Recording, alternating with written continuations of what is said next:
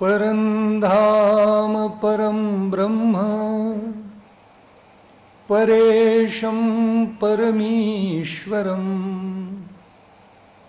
विघ्नविघ्नकरं शान्तं पुष्टं कान्तमनन्तकम्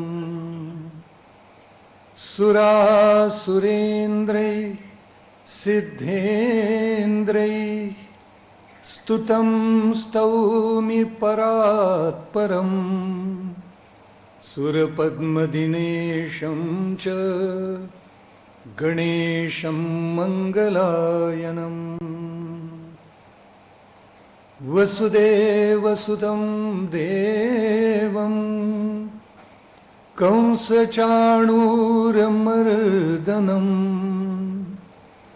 देवकी परमानन्दं कृष्णं वन्दे जगद्गुरुम्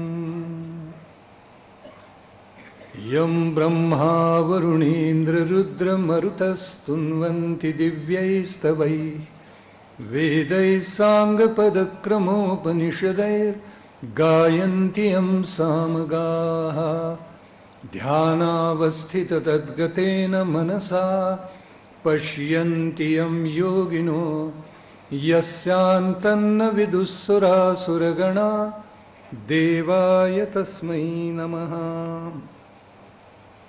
आदौ देवकी देवी गर्भजननं गोपीगृहे वर्धनं मायापूतनजीवितापहरणं गोवर्धनोद्धारणं कंसच्छेदनकौरवादिहननं कुन्तीतनूजावनम् एतद्भागवतं पुराणकथितं श्रीकृष्णलीलामृतम्।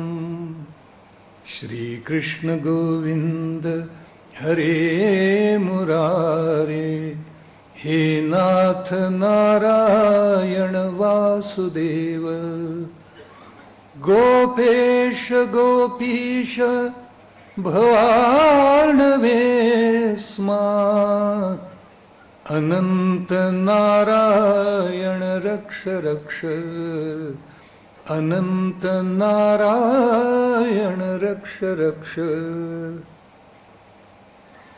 सच्चिदानंद रूपाय विश्वोत्पत्त्यादिहेतवे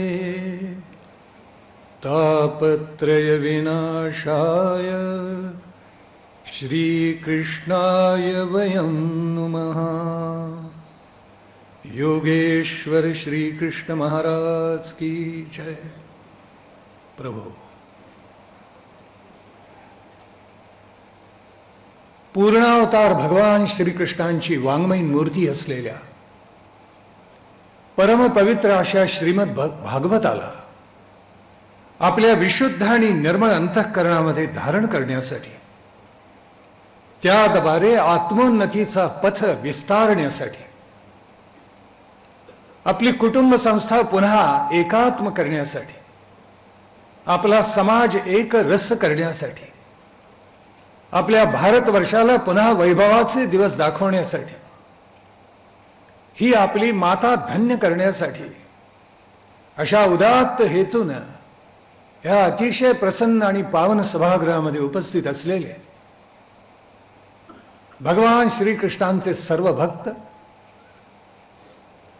श्री गणेश मंडळाचे सर्व मान्यवर पदाधिकारी, विश्वस्त कार्यकर्ते, सेवक, आजचे सर्व विशेष मान्यवर अतिथी,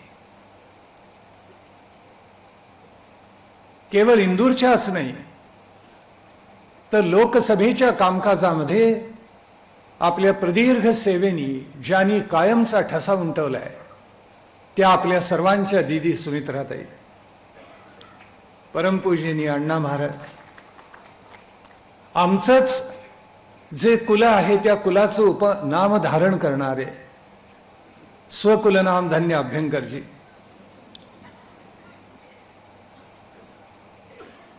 देवपुत्राला घरोघरी पोचवण्याची प्रतिज्ञा करणारे आमचे अष्टानाजी, आणि आपण सर्वजण भगवान श्रीकृष्णाचे भगवत भक्त, भगिनी, बांधव, महाविद्यालयीन तरुण आणि तरुणी आणि आदित्य प्रतिष्ठानचे निस्पृह कार्यकर्ते, ज्या हिंदू धर्म संस्कृतीमध्ये आपण जन्म घेतलाय ती सर्वार्थानं धन्य आणि कृतार्थ आहे. हिंदू धर्म संस्कृतीचा विचार वेदामध्ये, वेदांतामध्ये म्हणजे श्रुतीमध्ये, या विचाराचा उच्चार आगम ग्रंथामध्ये म्हणजे स्मृती ग्रंथामध्ये, या उच्चाराचा आचार रामायण, महाभारत आणि भागवतामध्ये, आणि या आचाराचा साक्षात्कार संत वाङ्मयामध्ये आहे.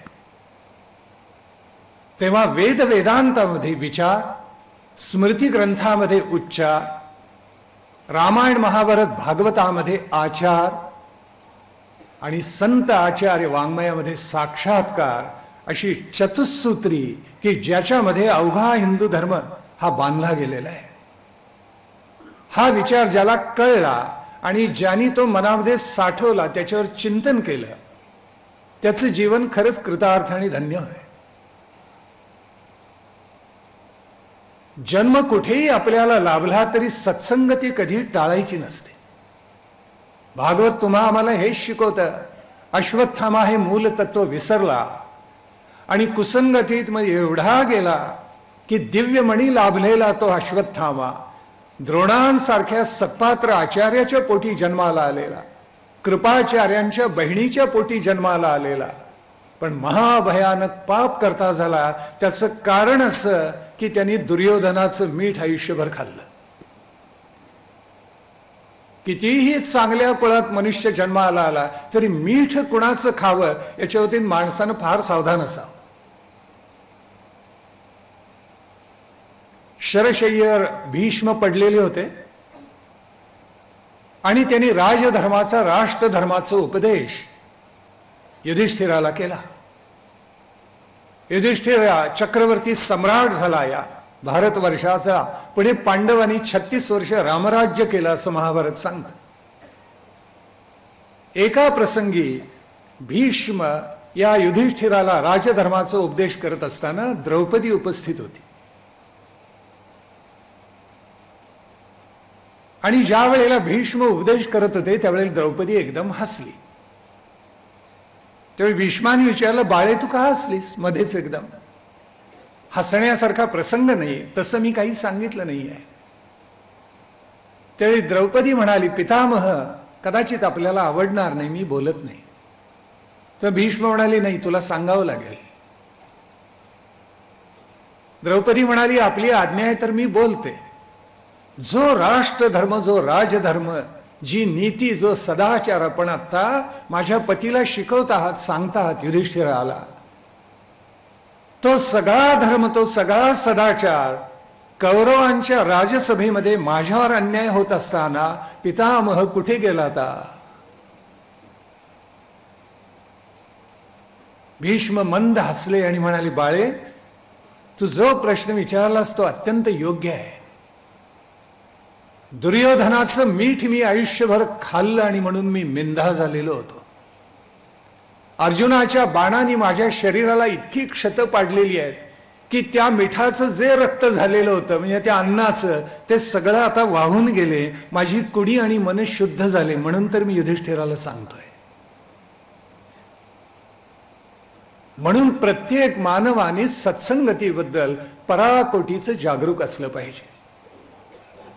कुसंगती कशी नडते? कृपाचार्यानाही शेवटी मोह झाला की आपल्या भाच्याला साथ द्यावी आणि पांडवांचं सगळं शिबिर रात्रीमध्ये कापून काढलं या पापात्म्याने. भयानक अंगावर काटा येतो की ज्यांची नावं ही चिरंजीव म्हणून येतात. 3 चिरंजीव आहेत कौरवांच्याकडे आणि तरी सुद्धा त्यांना पराभूत व्हावं लागलं. लक्षात ठेवा. तेव्हा चिरंजीव चांगल्या पद्धतीनं व्हावं, वाईट पद्धतीनं नाही. म्हणून तर समर्थ रामदास म्हणाले, मरावे परी कीर्तिरूपी उरावे. ती सत्कीर्ती असावी, दुष्कीर्ती कधीही नसावी. नाहीतर माणसं काही वेळेला म्हणतात, बरं झालं कटकट गेली समाजाची. असं कधीही होता कामा नये. म्हणून सच्शील असावं, न्याय मार्गानं चालावं, हे तर शुकाचार्य वारंवार सांगतायत. प्रत्यक्ष भागवतामध्येच उल्लेख आहे की पहिलं भागवत जे सांगितलं गेलं ते हरिद्वारला आनंद घाटावर शुकाचार्यांनी परीक्षिताला सांगितलं.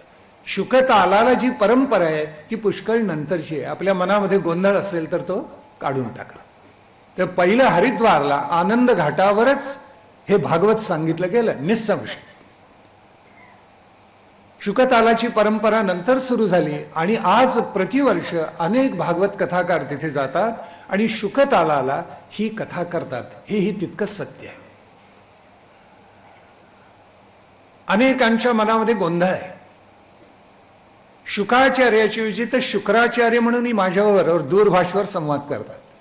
शुकाचार्य वेगळे आणि शुक्राचार्य वेगळे. शुक्राचार्य हे भृगुमुनींचे पुत्र आहेत आणि ते राक्षसांचे प्रतिनिधित्व करणारे आहेत, त्यांचे गुरु आहेत. आणि शुकाचार्य म्हणजे महर्षी व्यासांचे पुत्र आहेत, वसिष्ठांच्या वंशामधले आहेत. हा भेद आपण कृपया लक्षात ठेवावा. शुकाचार्य परीक्षिताला सांगतात कुसंगती लाभली तर काय होतं त्याचं अत्यंत दुर्दैवी उदाहरण म्हणजे अजामिळ आहे. पण अजामिळ इतकं अधपतित होऊन सुद्धा शेवटी नारायणाला त्यांनी कळवळून साथ घातली आणि म्हणून शेवटी तो उद्धरून गेला. त्याला स्वर्गामध्ये जागा मिळाली.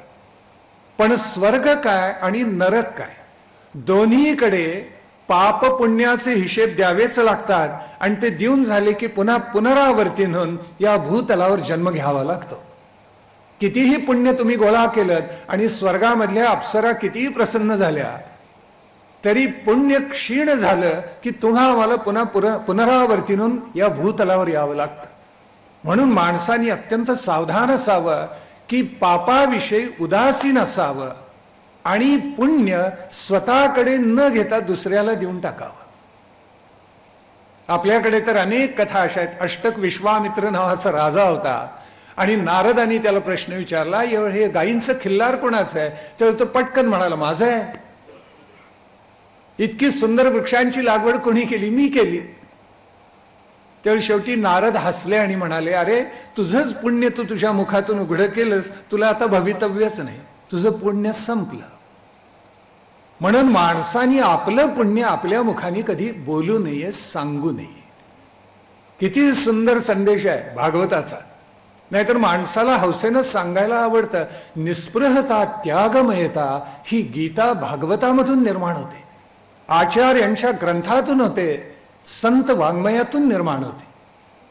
हा आता एखाद्या व्यक्तीचं पुण्य दुसऱ्यांनी सांगितलं तर ते चांगलंच असतं, पण आपलं पुण्य आपल्या मुखाने कधी बोलू नये. या भारतवर्षामध्ये इतका प्रचंड इतिहास घडला. आपल्या लक्षात असेल की कृतयुग जवळजवळ सांगून झालं आपलं. त्रेतायुगाच्या अनेक खुणा याही सांगून झाल्या भागवतामधल्या. हळूहळू आता आपण द्वापर युगाकडे येणार आहोत. उद्यापासून कृष्णकथा सुरू करायची आपल्याला. पण त्यात राधा कुठेही येणार नाहीये. अनेकांची निराशा होईल. आत्ताच सांगून ठेवतो, कारण राधा नावच नाहीये मुळामध्ये. भागवतात राधा नाव जिथे नाही तिथे व्यक्ती कुठून असणार. तर जी मूळ भागवतामधली कृष्णकथा आहे ती 2 दिवस आपल्याला उद्यापासून सांगायची. पण झालं असं की जसा देव वंश वाढला, मानव वंश वाढला, तसा दानव वंशी वाढत गेला. देवांच्या मध्ये त्वष्टा नावाचा अतिशय थोर कलाकार होता. त्याच्या पत्नीचं नाव होतं रचना आणि त्यांच्या पोटी एक पुत्र जन्माला आला. हा पुत्र अतिशय विद्वान, अत्यंत गुणी. त्याचं नाव होतं विश्वरूप. आणि काही कार्यासाठी देवांचे गुरु बृहस्पती हे बाहेर गेलेले होते. तेव्हा विश्वरूप सत्पात्र आहे म्हणून या विश्वरूपाला देवानी गुरु केलं. पण हा विश्वरूप असा निघाला की झाला देवांचा गुरु पण मदत करायचा दानवाना. त्याचा इंद्राला राग आला आणि इंद्राने त्या विश्वरूपाचं वध केलं. वध केल्यानंतर त्याच्या वडिलांना म्हणजे त्वष्ट्याला इतका राग आला की त्यांनी एक याग केला आणि त्या यागामध्ये आहुती अशी दिली की त्या आहुतीमुळे इंद्राचा वध करणारा पुत्र त्यांना प्राप्त व्हावा. शेवटी प्रतिशोधाला सुद्धा एक मर्यादा असते, ती त्वष्ट्याच्या लक्षात आली नाही. आणि ज्या वेळेला हा यज्ञ चालू होता आणि मंत्रांचं उच्चारण चाललेलं होतं त्यावेळी सगळ्यात महत्वाचा मंत्र हा चुकीचा उच्चारला गेला. इंद्र शत्रुर्विवर्धस्व असा तो मंत्र आहे. आपले सगळे जे वेदामधले मंत्र आहेत ते सस्वर आहेत, त्याला स्वर आहेत, म्हणजे वाचल्यासारखे नसतात, त्याला आघात येतात. 3 प्रकारचे स्वर आहेत त्याच्यात. एकाला म्हणायचं उदात्त, दुसऱ्याला म्हणायचं अनुदात्त आणि तिसऱ्याला म्हणायचं स्वरित. 3 प्रकारचे स्वर आहेत, त्याच्याप्रमाणे त्याचं उच्चारण केलं जातं. म्हणजे ओम अग्निमीळे पुरोहितम. आता याची सुद्धा ऋग्वेदाची परंपरा वेगळी, कृष्ण यजुर्वेदाची वेगळी, शुक्ल यजुर्वेदाची वेगळी, सामवेदाची, कारण साम वेगळीच गायली जातात, आणि अथर्ववेदाची वेगळी. प्रत्येकाची उच्चारण पद्धती वेगळी. आश्चर्य करण्यासारखं आहे. आता ज्या वेळेला ही मुख्य आहुती त्या यज्ञामध्ये दिली गेली त्यावेळेला उदात्त स्वर अनुदात्तासारखा उच्चारला गेलाय आणि अनुदात्त उदात्तासारखा उच्चारला गेला. त्याचा परिणाम असा उलटा झाला की इंद्राचं वध त्याच्या शत्रूंनी करावा असं होण्याच्या ऐवजी या यज्ञातून जन्माला येणाऱ्या इंद्र शत्रूचा वध इंद्राने करावा असा उलटा अर्थ झाला. पहा किती होऊ शकतं. उच्चारण जर व्यवस्थित केलं नाही तर काय काय गमती जमती होऊ शकतात, त्याचं ते उदाहरण आहे. आपल्याकडे सुद्धा उच्चारण शास्त्र म्हणून एक षडांगामधले शास्त्र आहे शिक्षा, की स्वर आणि व्यंजन यांचे उच्चार कसे करावेत याचंच ते शास्त्र आहे. संयुक्त स्वर कसे उच्चारावेत याचं ते शास्त्र आहे. आणि म्हणून आपल्याकडे अतिशय काळजी घेतात. मंत्र म्हणत असताना अतिशय काळजीपूर्वक त्याचं उच्चारण करावं लागतं. आपल्याकडे संगीत नाटकं लिहिली गेली, तर एक संगीत संशय कल्लोळ नावाचं नाटक आहे. तर त्याच्यामध्ये ती नायिका, ती रेवती असते, ती अश्विन शेठची अशी छबी तस्वीर हातामध्ये घेते आणि गाणं म्हणते, असं प्रसंग आहे. आणि त्यावेळेला ती म्हणते की साम्य तिळही नच दिसत मुखाचे, म्हणजे तुम्ही इतके सुंदर राहताना हा फोटो काहीतरीच आहे, छायाचित्र, असं तिला म्हणायचं असतं. मग ती म्हणते नाम तरी कोरवा शिरावर. तर ते गाणं म्हणताना नाम तरी को रवा शिरा वर असं म्हटलं जातं. आता हा रवा शिरा त्यात कुठून येतो कोणाच ठाऊक. उच्चारण जर नेटकं केलं गेलं नाही तर काय काय होऊ शकतं त्याची गंमत आहे. म्हणून तर श्लेष अलंकार आला आपल्याकडे. राजहंस त्या दमयंतीला म्हणाला, कंटाळलीस का, चल मी तुला लंकेला नेऊन दे. लंका लांब आहे भारतापासून, तुझं मन रमेल जरा तिकडे, निसर्ग छान आहे, जाऊया आपण, दक्षिणेकडचा सागरही तुला पाहायला मिळेल. त्यावेळी ती म्हणाली न लंकामयते चेतसहा, म्हणजे लंकेला जावं असं काही माझ्या चित्तात नाहीये. खरं तर तिला काय म्हणायचं होतं, नलम कामयते चेतसहा. किती चतुर आहे. न लंकामयते असा उच्चार न करता नलम कामयते चेतसहा, माझ्या मनात फक्त नलाचाच विचार आहे. म्हणून उच्चार जर चुकला अर्थ सुद्धा पालटून जात असत. इथे नेमकं तेच घडलं. आणि पुढे असं झालं, त्या यज्ञामधून वृत्रासुर जन्माला आला. आणि वृत्रासुर जन्माला आल्यानंतर इंद्राने शेवटी दधीची या महाऋषींच्या अस्थी मागितल्या, हाडं मागितली त्यांची. ते इतके तपस्पूत होते, त्यांचं आचरण इतकं विशुद्ध होतं, वस्तुतः उलट होतं. जसं वार्धक्य माणसाला येत जातं तसं आपल्या सगळ्या अस्थी म्हणजे हाडं ठिसूळ होत जातात. त्याच्यामुळे पडल्यानंतर ते लगेच हाड मोडायची शक्यता असते. वार्धक्यामध्ये अनेक जण स्नानगृहामध्ये पडतात आणि तिथे पडले की खुब्याची हाडं मोडून जातात. अनेकांचा अनुभव आहे. अनेक घरोघरी हे घडत जातं. कारण ही हाडं ठिसूळ होतात पुढे. दधीचीनी अशी काही तपश्चर्या केलेली होती, त्यांचा आहार विहार असा होता की त्या अस्थी इतक्या टणक झालेल्या होत्या, इतक्या कठोर झालेल्या होत्या की अत्यंत कठीण असे पाषाण सुद्धा भेदून टाकतील अशा त्यांच्या अस्थी झालेल्या होत्या. आणि इंद्रानी त्या मागितल्या दधीचीनी देऊन टाकल्या. राष्ट्राच्या कल्याणासाठी आमचे ऋषीजन देह सुद्धा दान करत असत. किती आश्चर्य करण्यासारखं आहे. किंबहुना आपलं सगळं चरित्रच त्यांनी राष्ट्राला अर्पण केलेलं होतं की घ्या, आमचं सगळं चरित्रच समर्पण आहे राष्ट्राच्या बांधणीसाठी. म्हणून ऋषीऋण फेडावं आपल्याकडे सांगितलेलं आहे. ऋषीऋण तेवढ्यासाठी फेडायचं असतं. ऋषींनी सगळं आयुष्यच दिलं चरित्र पूर्ण. आपण आठवड्यातले 1-2 तास तरी द्यायला शिकावं. त्यातून राष्ट्र निर्माण होत असतं. तेव्हा दधीचींच्या अस्थीपासून झालेल्या त्या वज्रानं वध केला, मारले शेवटी. इंद्राने अलौकिक पराक्रम गाजवला आणि वृत्रासुराचा वध झाला. परीक्षितांनी सगळी कथा ऐकली आणि 7व्या स्कंधाच्या प्रारंभात अगदी सुरुवातीलाच त्यांनी शुकाचार्यांना प्रश्न केला. तो म्हणाला, याच्यातून मला एक असं दिसतं की देव थोडे पक्षपाती होते काय. मानव पक्षपाती असतात हे मी समजू शकतो, पण देव सुद्धा पक्षपाती असतात. कारण इंद्र या प्रसंगामध्ये पक्षपातीपणे वागला असं मला दिसतंय.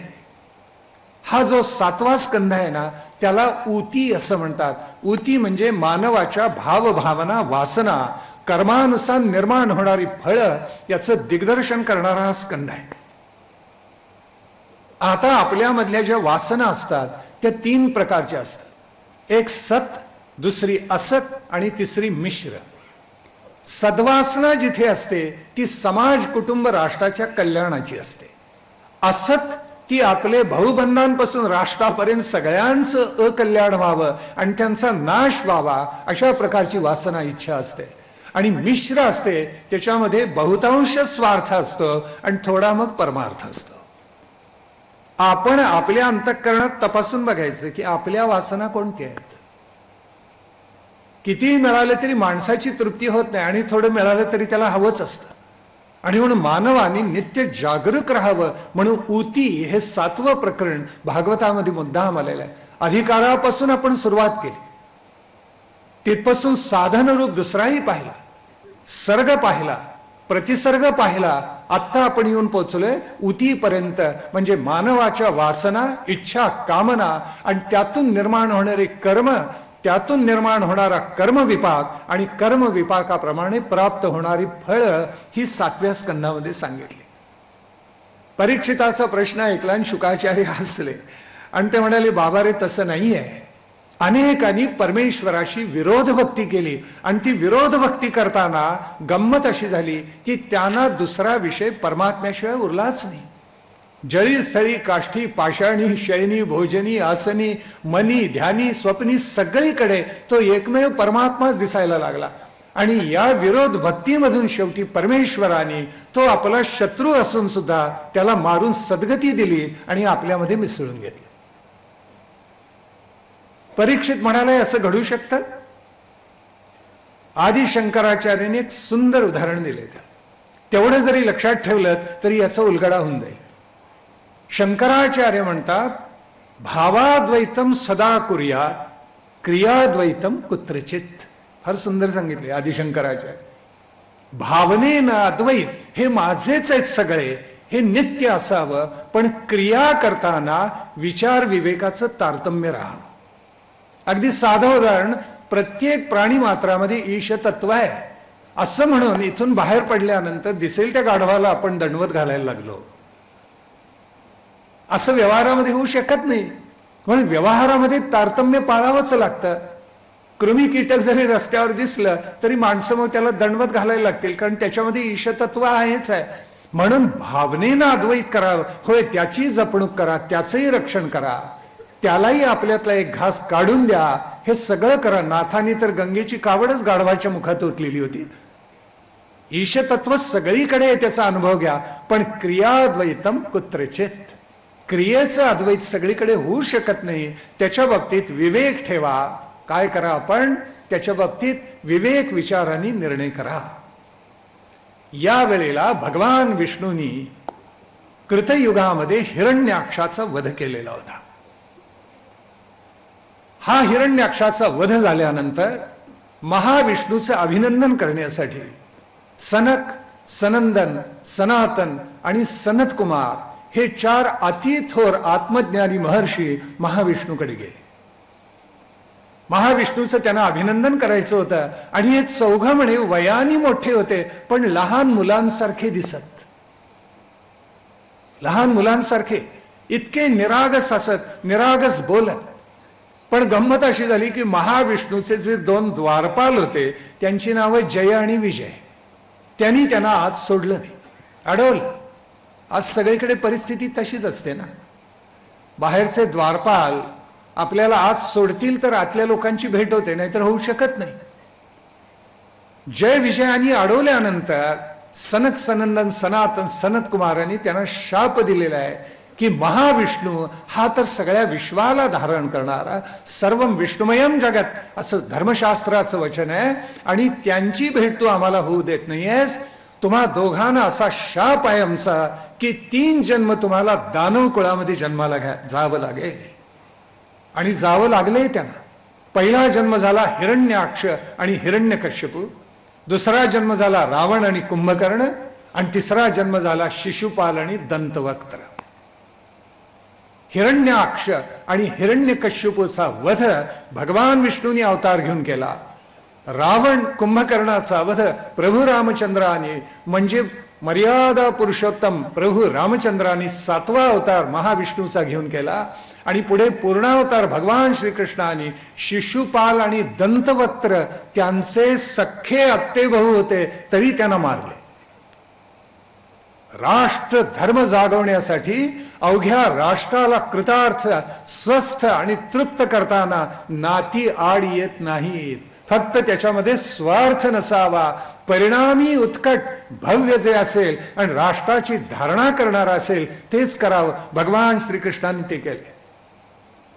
हिरण्याक्षाचा वध झाल्यानंतर हिरण्यकश्यपूंनी आपल्या सगळ्या संपूर्ण राक्षस कुलाला एकत्र केलं.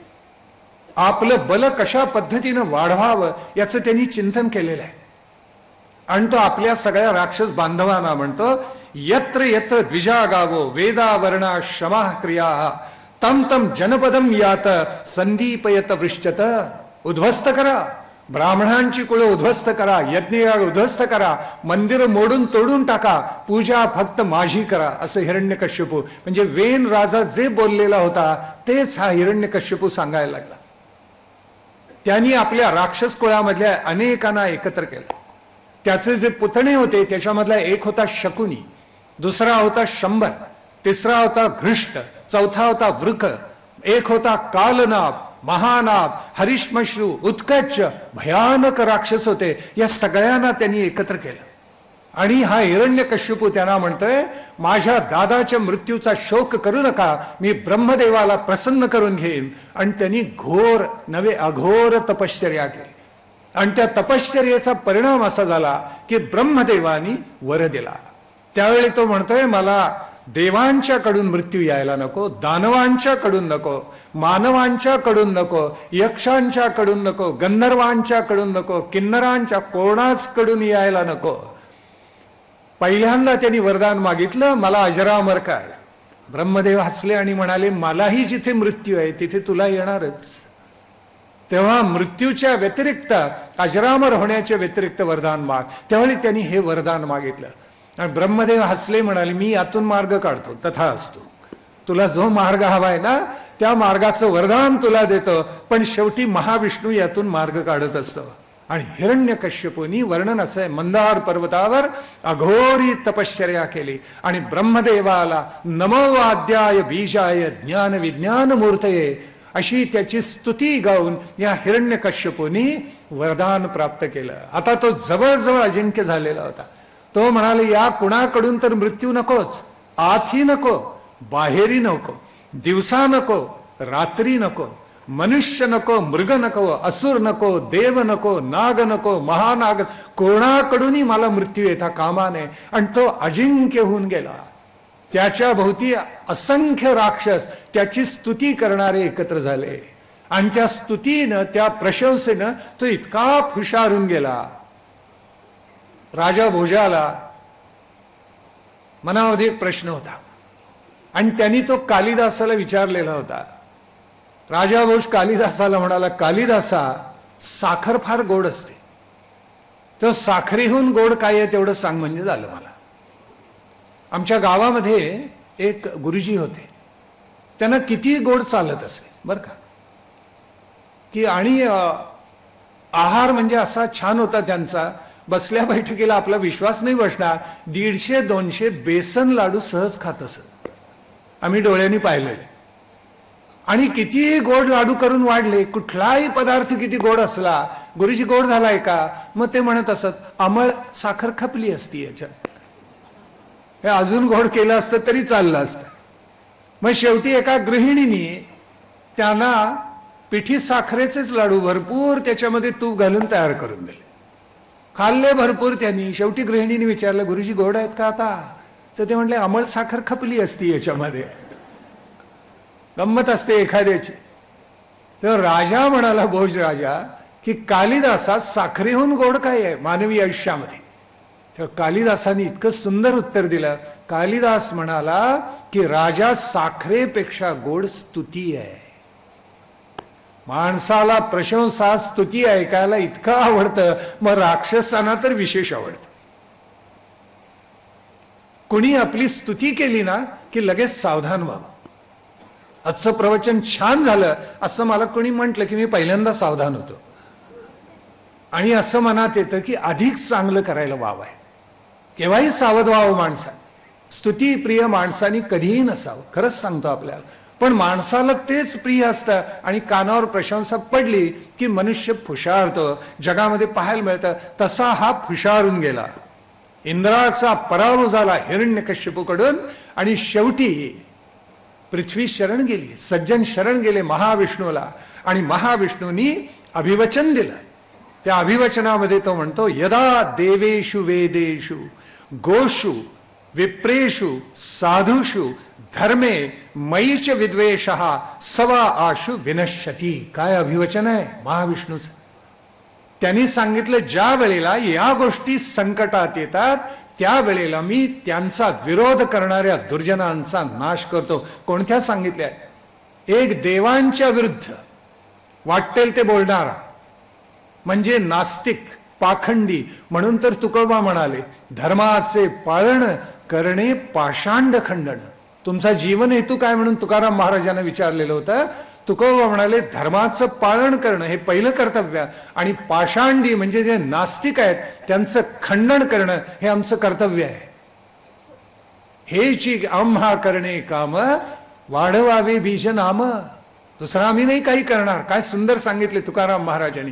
तेव्हा देवाना विरोध करणारा नास्तिक, वेदांची निंदा करणारा पाखंडी, गायीवर हत्यार चालवणारा पापात्मा, विप्राना म्हणजे सत्प्रवृत्त पराकोटीचे सज्जन आणि वेद धारण करणारे ब्राह्मण, अतिशय सत्प्रवृत्तीचे समाजामधले साधू पुरुष, आणि प्रत्यक्ष हिंदू धर्म आणि संस्कृती याचा जे विद्वेष करतात त्यांचा मी वध करत असतो, असं महाविष्णूंनी सांगितलं. आश्वासन दिले, आणि सगळ्या सज्जनांना आणि गोरूपाने आलेल्या पृथ्वीला सांगितलं, चिंता करू नका, मी अवतार धारण करतो आणि हिरण्यकश्यपूचा वध करतो. तसा केलाय पुढे.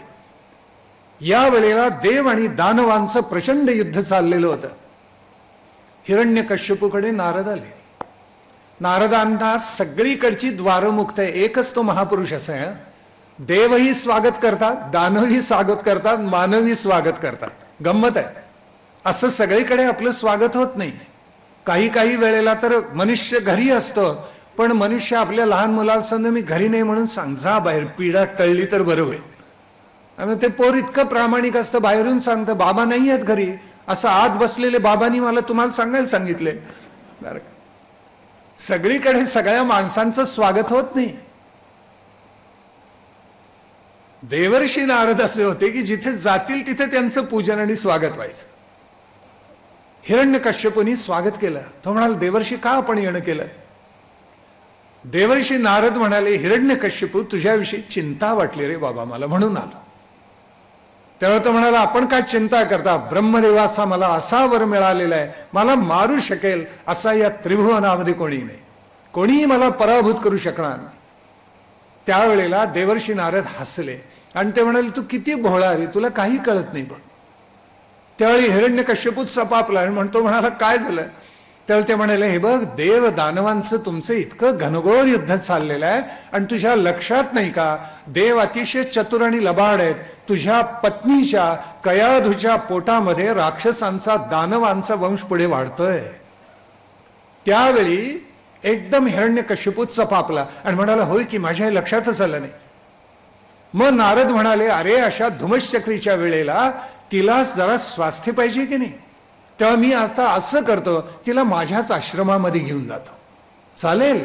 तर हिरण्यकश्यपूला आनंद झाला, कारण कयाधू जर नारदांच्या आश्रमात गेली तर तिथे देवांचा हल्ला होणार नाही आणि आपला पुढला वंशाचा दिवा मरणार नाही त्याची खात्री झाली. आणि म्हणून त्यांनी असं ठरवलं की बस हेच करायचं. आणि तो नारदांना म्हणाला, आनंदाने आपण घेऊन जा कयाधूला. त्यावेळी कयाधूच्या पोटात हिरण्यकश्यपूचा वंश वाढत होता, राक्षसांचा. देवर्षी नारदांनी अशी युक्ती केलेली होती, हिरण्यकश्यपूच्या लक्षात आले नाही. कयाधूला घेऊन देवर्षी नारद आपल्या आश्रमामध्ये गेले. त्या आश्रमामध्ये 24 तास काय चालायचं? भगवत संकीर्तन, महाविष्णूचं नाम, श्रवण, स्मरण, कीर्तन, दास्यभक्ती, अर्चन, वंदन, पादसेवन. दुसरं काय चालणार आहे तिथे? नवविधा भक्तीचा जल्लोष चाललेला होता नारदांच्या आश्रमामध्ये. आणि गर्भाला तुम्ही जे द्याल ते गर्भ स्वीकारतो.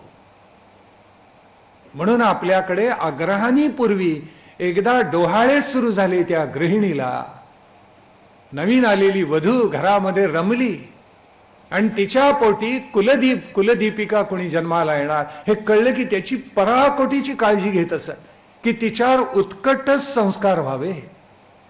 त्या राजाची कोणाची गोष्ट सांगतात ना, की जन्माला आला तो राजपुत्र इतका विद्रूप होता, म्हणे जाडोट काळा कभिन्न असा. तर राजाला शंका आली आणि तो म्हणाला, काय पाप केलंस तू सांग. आपल्या पत्नीला म्हणतोय. त्यावेळेला अमात्य हुशार होता. तो म्हणाला, राजन चूक राणीची नाही तुझी आहे, कारण तू राणीच्या अंतःपुरावर ज्याला पहाऱ्याला ठेवलंतस तो हापशी असा काळा कभिन्न विद्रूप, त्यालाच ती राणीसारखं पाहत होती. मग तिच्या पोटी जन्माला येणारा पुत्र दुसरा कसला असणार? संस्कार किती गर्भावर उतरू शकतात त्याचं ते द्योतक आहे. म्हणून वाईट बघू नका, वाईट ऐकू नका, वाईट बोलू नका, हे त्या मुलीला नेहमी सांगितलं जात असे. चित्तावर, मनावर, बुद्धीवर चांगले संस्कार कर, कारण तुझ्या पोटामधला गर्भ तसा वाढणार आहे. आता असं सांगूनही उपयोग नाही, कारण घरामध्ये दूरदर्शन इतक्या वेळ चालू असतं. वाहिन्यांनी आपल्यावर कोटी कोटी उपकार केलेत. कुटुंब संस्था उद्ध्वस्तच करतो अशी प्रतिज्ञाच आहे. जे हे वाहिन्या चालवतात त्यांची जणू काही प्रतिज्ञाच आहे. इतकं भयावह जवळजवळ सगळ्या वाहिन्यांवर चित्रण असतं.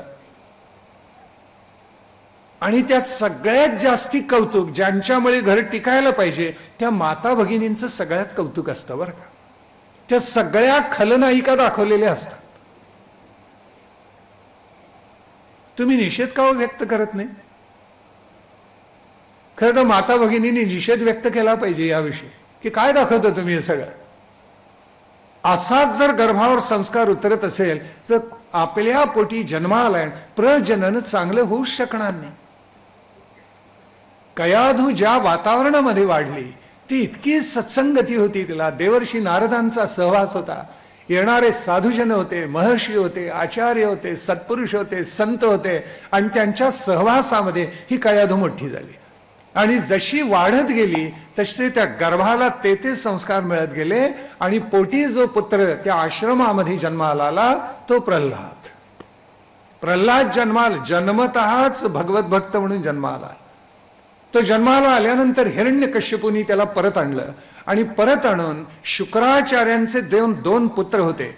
एकाचं नाव होतं षंड आणि दुसऱ्याचं नाव अमर्क. या दोघांच्याकडे त्यांनी त्या प्रल्हादाला सोपवलं आणि सांगितलं याला उत्तम शिक्षण द्या. त्या दोघांनी प्रल्हादाला एकच औषध दिलं, देवांचा द्वेष कर. पण प्रल्हादा जन्मतःच संस्कार घेऊन आलेला होता आणि त्याच्यामुळे त्यांनी एकच आपल्या हृदयामध्ये एकच भक्ती जागवलेली होती. एकच हरिनाम तो नित्य उच्चारत असे, महाविष्णूचं नारायण. ओम नमो भगवते वासुदेवाय. काही वर्ष गेली आणि हिरण्यकश्यपूनी सांगितलं माझ्या पुत्राला घेऊन या, तुम्ही त्याला काय शिकवले आता मी पाहणार आहे. त्यावेळेला त्या पुत्राला आणण्यात आलं आणि आईनं त्याला उत्तमातले उत्तम अलंकार अंगावर घातले, भरजरी वस्त्र घातली, त्याला राजपुत्राचा सगळा पोशाख घातला आणि हिरण्यकश्यपूच्या पुढे उभं केलं राजसभेमध्ये. आणि हिरण्यकश्यपूनी त्याला विचारलं, पुत्रा तू काय शिकलास तेवढं मला सांग म्हणजे झालं. त्यावेळी त्यांनी सांगितलं, तातश्री म्हणत असत, पिताश्री म्हणत असत, आता सगळंच पालटून गेले. भ्रष्ट नक्कल करण्यात आम्हाला काय आनंद वाटतो मला खरंच कळत नाही. हाय डॅड आले आले एकदम काय हाय काय डॅड काय ते कधी म्हणतात का हो आई बाबा? मग आम्ही काय त्यांची भ्रष्ट नक्कल करतो? प्रत्येक संस्कृतीचं काही वैशिष्ट्य असतं, काही सदाचार असतात, काही सभ्याचार असतात, काही परंपरा असतात. तुम्ही संस्कृती केव्हा टाकता माहिती आहे का? आपला पोशाख बदलला, आपले सभ्याचार बदलले आणि आपली भाषा बदलली की संस्कृती मेली. 3 गोष्टीत आहे. सर्व प्रधान संस्कृती या 3 गोष्टींमध्ये आहे. आपले सदाचार, आपले सभ्याचार आणि आपली भाषा. मग याच बाळकडू आमच्या मुलांना जर मिळत असेल काय घडणार? प्रल्हाद म्हणतोय पिताश्री मी एकच शिकलो की या सर्व ब्रह्मांडाचा एकच धनी आहे, एकच सार आहे आणि तो म्हणजे महाविष्णू आहे. त्याची तपश्चर्या करा, त्याचं गुणगान करा. मस्तकावर 20 पडावी तसं त्या हिरण्यकश्यपूला झालं, कारण त्याचा जो दावेदार तो समजत होता सगळ्यात मोठा शत्रू महाविष्णू, त्याचंच नाव राक्षस कुळाचा वंश घेत होता. हिरण्यकश्यपू त्या दोन्ही षंड अमरकाला म्हणाला की पापात्म्यानं तुम्ही हे काय शिकवलं माझ्या पुत्राला? ते दोघं गयावया करायला लागले आणि म्हणतायत आम्ही तर याला देवांच्या विरुद्ध सगळं शिक्षण दिलेलं होतं, काय झालं कळत नाही, हा मुलगा असं का बोलतो? हिरण्यकश्यपू म्हणाला तुम्हाला आणखीन काही मुदत देतो, जा आणि पुन्हा माझ्या पुत्राला या सगळ्या देवांचा विद्वेष करायला शिकवा. पुन्हा घेऊन गेले. पुन्हा थोडक्यात त्याला जेवढं मनामध्ये विष भरवता येईल टाकता येईल तेवढं सगळं टाकलं. थोडक्यात मराठीत सांगायचं झालं तर ब्रेन वॉशिंग, बरं का, ब्रेन वॉशिंग केलं त्याचं. हे सगळं करून प्रल्हादाला पुन्हा उभं केलं. आणि तोच प्रश्न हिरण्यकश्यपूनी ज्या वेळेला विचारला त्यावेळी त्यांनी विलक्षण उत्तर दिलेलं आहे. श्रवणम कीर्तनम विष्णोः स्मरणम पादसेवनम अर्चनम वंदनम दास्यम सख्यम आत्मनिवेदनम. त्या महाविष्णूची नवविधा भक्ती करावी, बस, दुसरं काही नाही. त्यातून मानवाला धन्यता लाभते, कृतार्थता लाभते. यातले श्रवण आणि नामस्मरण या 2 गोष्टी अतिशय सोप्या आहेत. त्या तिन्ही मधली सगळ्यात अवघड आहे ती कीर्तन भक्ती. कारण कीर्तन भक्तीला दशकला आपल्याला यायला लागतात, त्यावेळी कीर्तन करता येतं, नाहीतर कीर्तन करता येत नाही. कीर्तनाला एकतर वाद्य सगळी माहिती पाहिजेत, तबला माहिती पाहिजे, पखवाज माहिती पाहिजे, संवादिनी माहिती पाहिजे, पायपेटी माहिती पाहिजे, मृदंग, वीणा, तानपुरा, बरं ती दुरुस्त करायची कलाही पाहिजे. त्याच्यानंतर गायन कला पाहिजे. म्हणजे 10 थाट मूळ जे आहेत ना ते सगळे आले पाहिजेत ना. कल्याण थाट माहिती पाहिजे, बिलावल माहिती पाहिजे, तोडी माहिती पाहिजे, भैरव माहिती पाहिजे, खमाज सगळे थाट राग 10 आहेत ते मूळ माहिती पाहिजे. त्यातून निर्माण होणाऱ्या राग रागिणींचा विस्तार माहिती पाहिजे.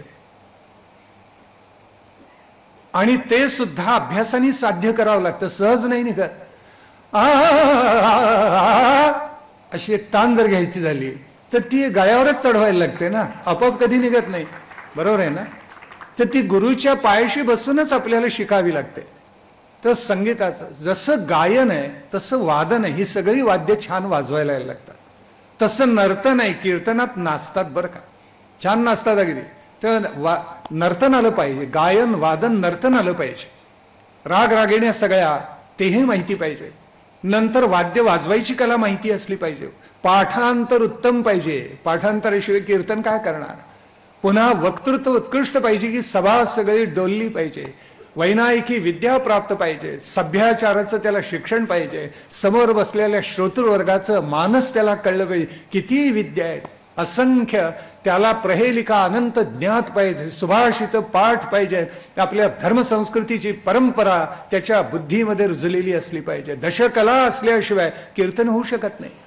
त्या मानाने सगळ्यात सोपं नामस्मरण आहे, कारण ते घ्यायला अधिकार कोणताही लागत नाही. श्रवणाला सुद्धा अधिकार लागतो बरं का. श्रवणाची एक बैठक वेगळी असते, त्याला मन एकाग्र करावं लागतं आणि झोप न येता ऐकावं लागतं. हे अवघड आहे, अवघड आहे, खरंच सोपं नाहीच आहे. काय गंमत झाली सांगतो आपल्याला.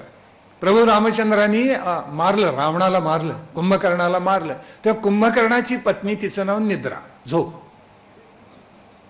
ती बिचारी आता तिनं कुठे जायचं, ती गेली ब्रह्मदेवाकडे आणि ती म्हणाली माझ्या धाकट्या दीराकडे गेली आता सत्ता लंकेची, माझा पती मेला, थोरला दीर म्हणजे रावण मेला, आता मी कुठे जाऊ, मला बसायला कुठलं तरी स्थान द्या. मग ब्रह्मदेवाने क्षणभर विचार केला आणि मग ब्रह्मदेव म्हणाला तुला एक उत्कृष्ट जागा देतो, जिथे प्रवचन चालतात तिथे जा. इंदुरकर असे नाही तो.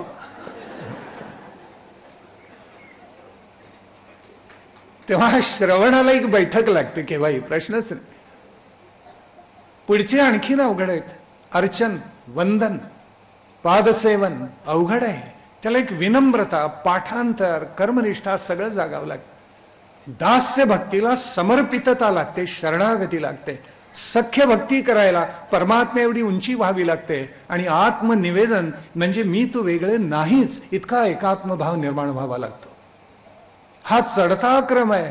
आणि हिरण्यकश्यपूचा कानावर विश्वास बसेना. तो म्हणतो काय करू, याला कापून काढा, तुकडे तुकडे करून टाका माझ्या पुत्राचे. राक्षसच बोलू शकतात.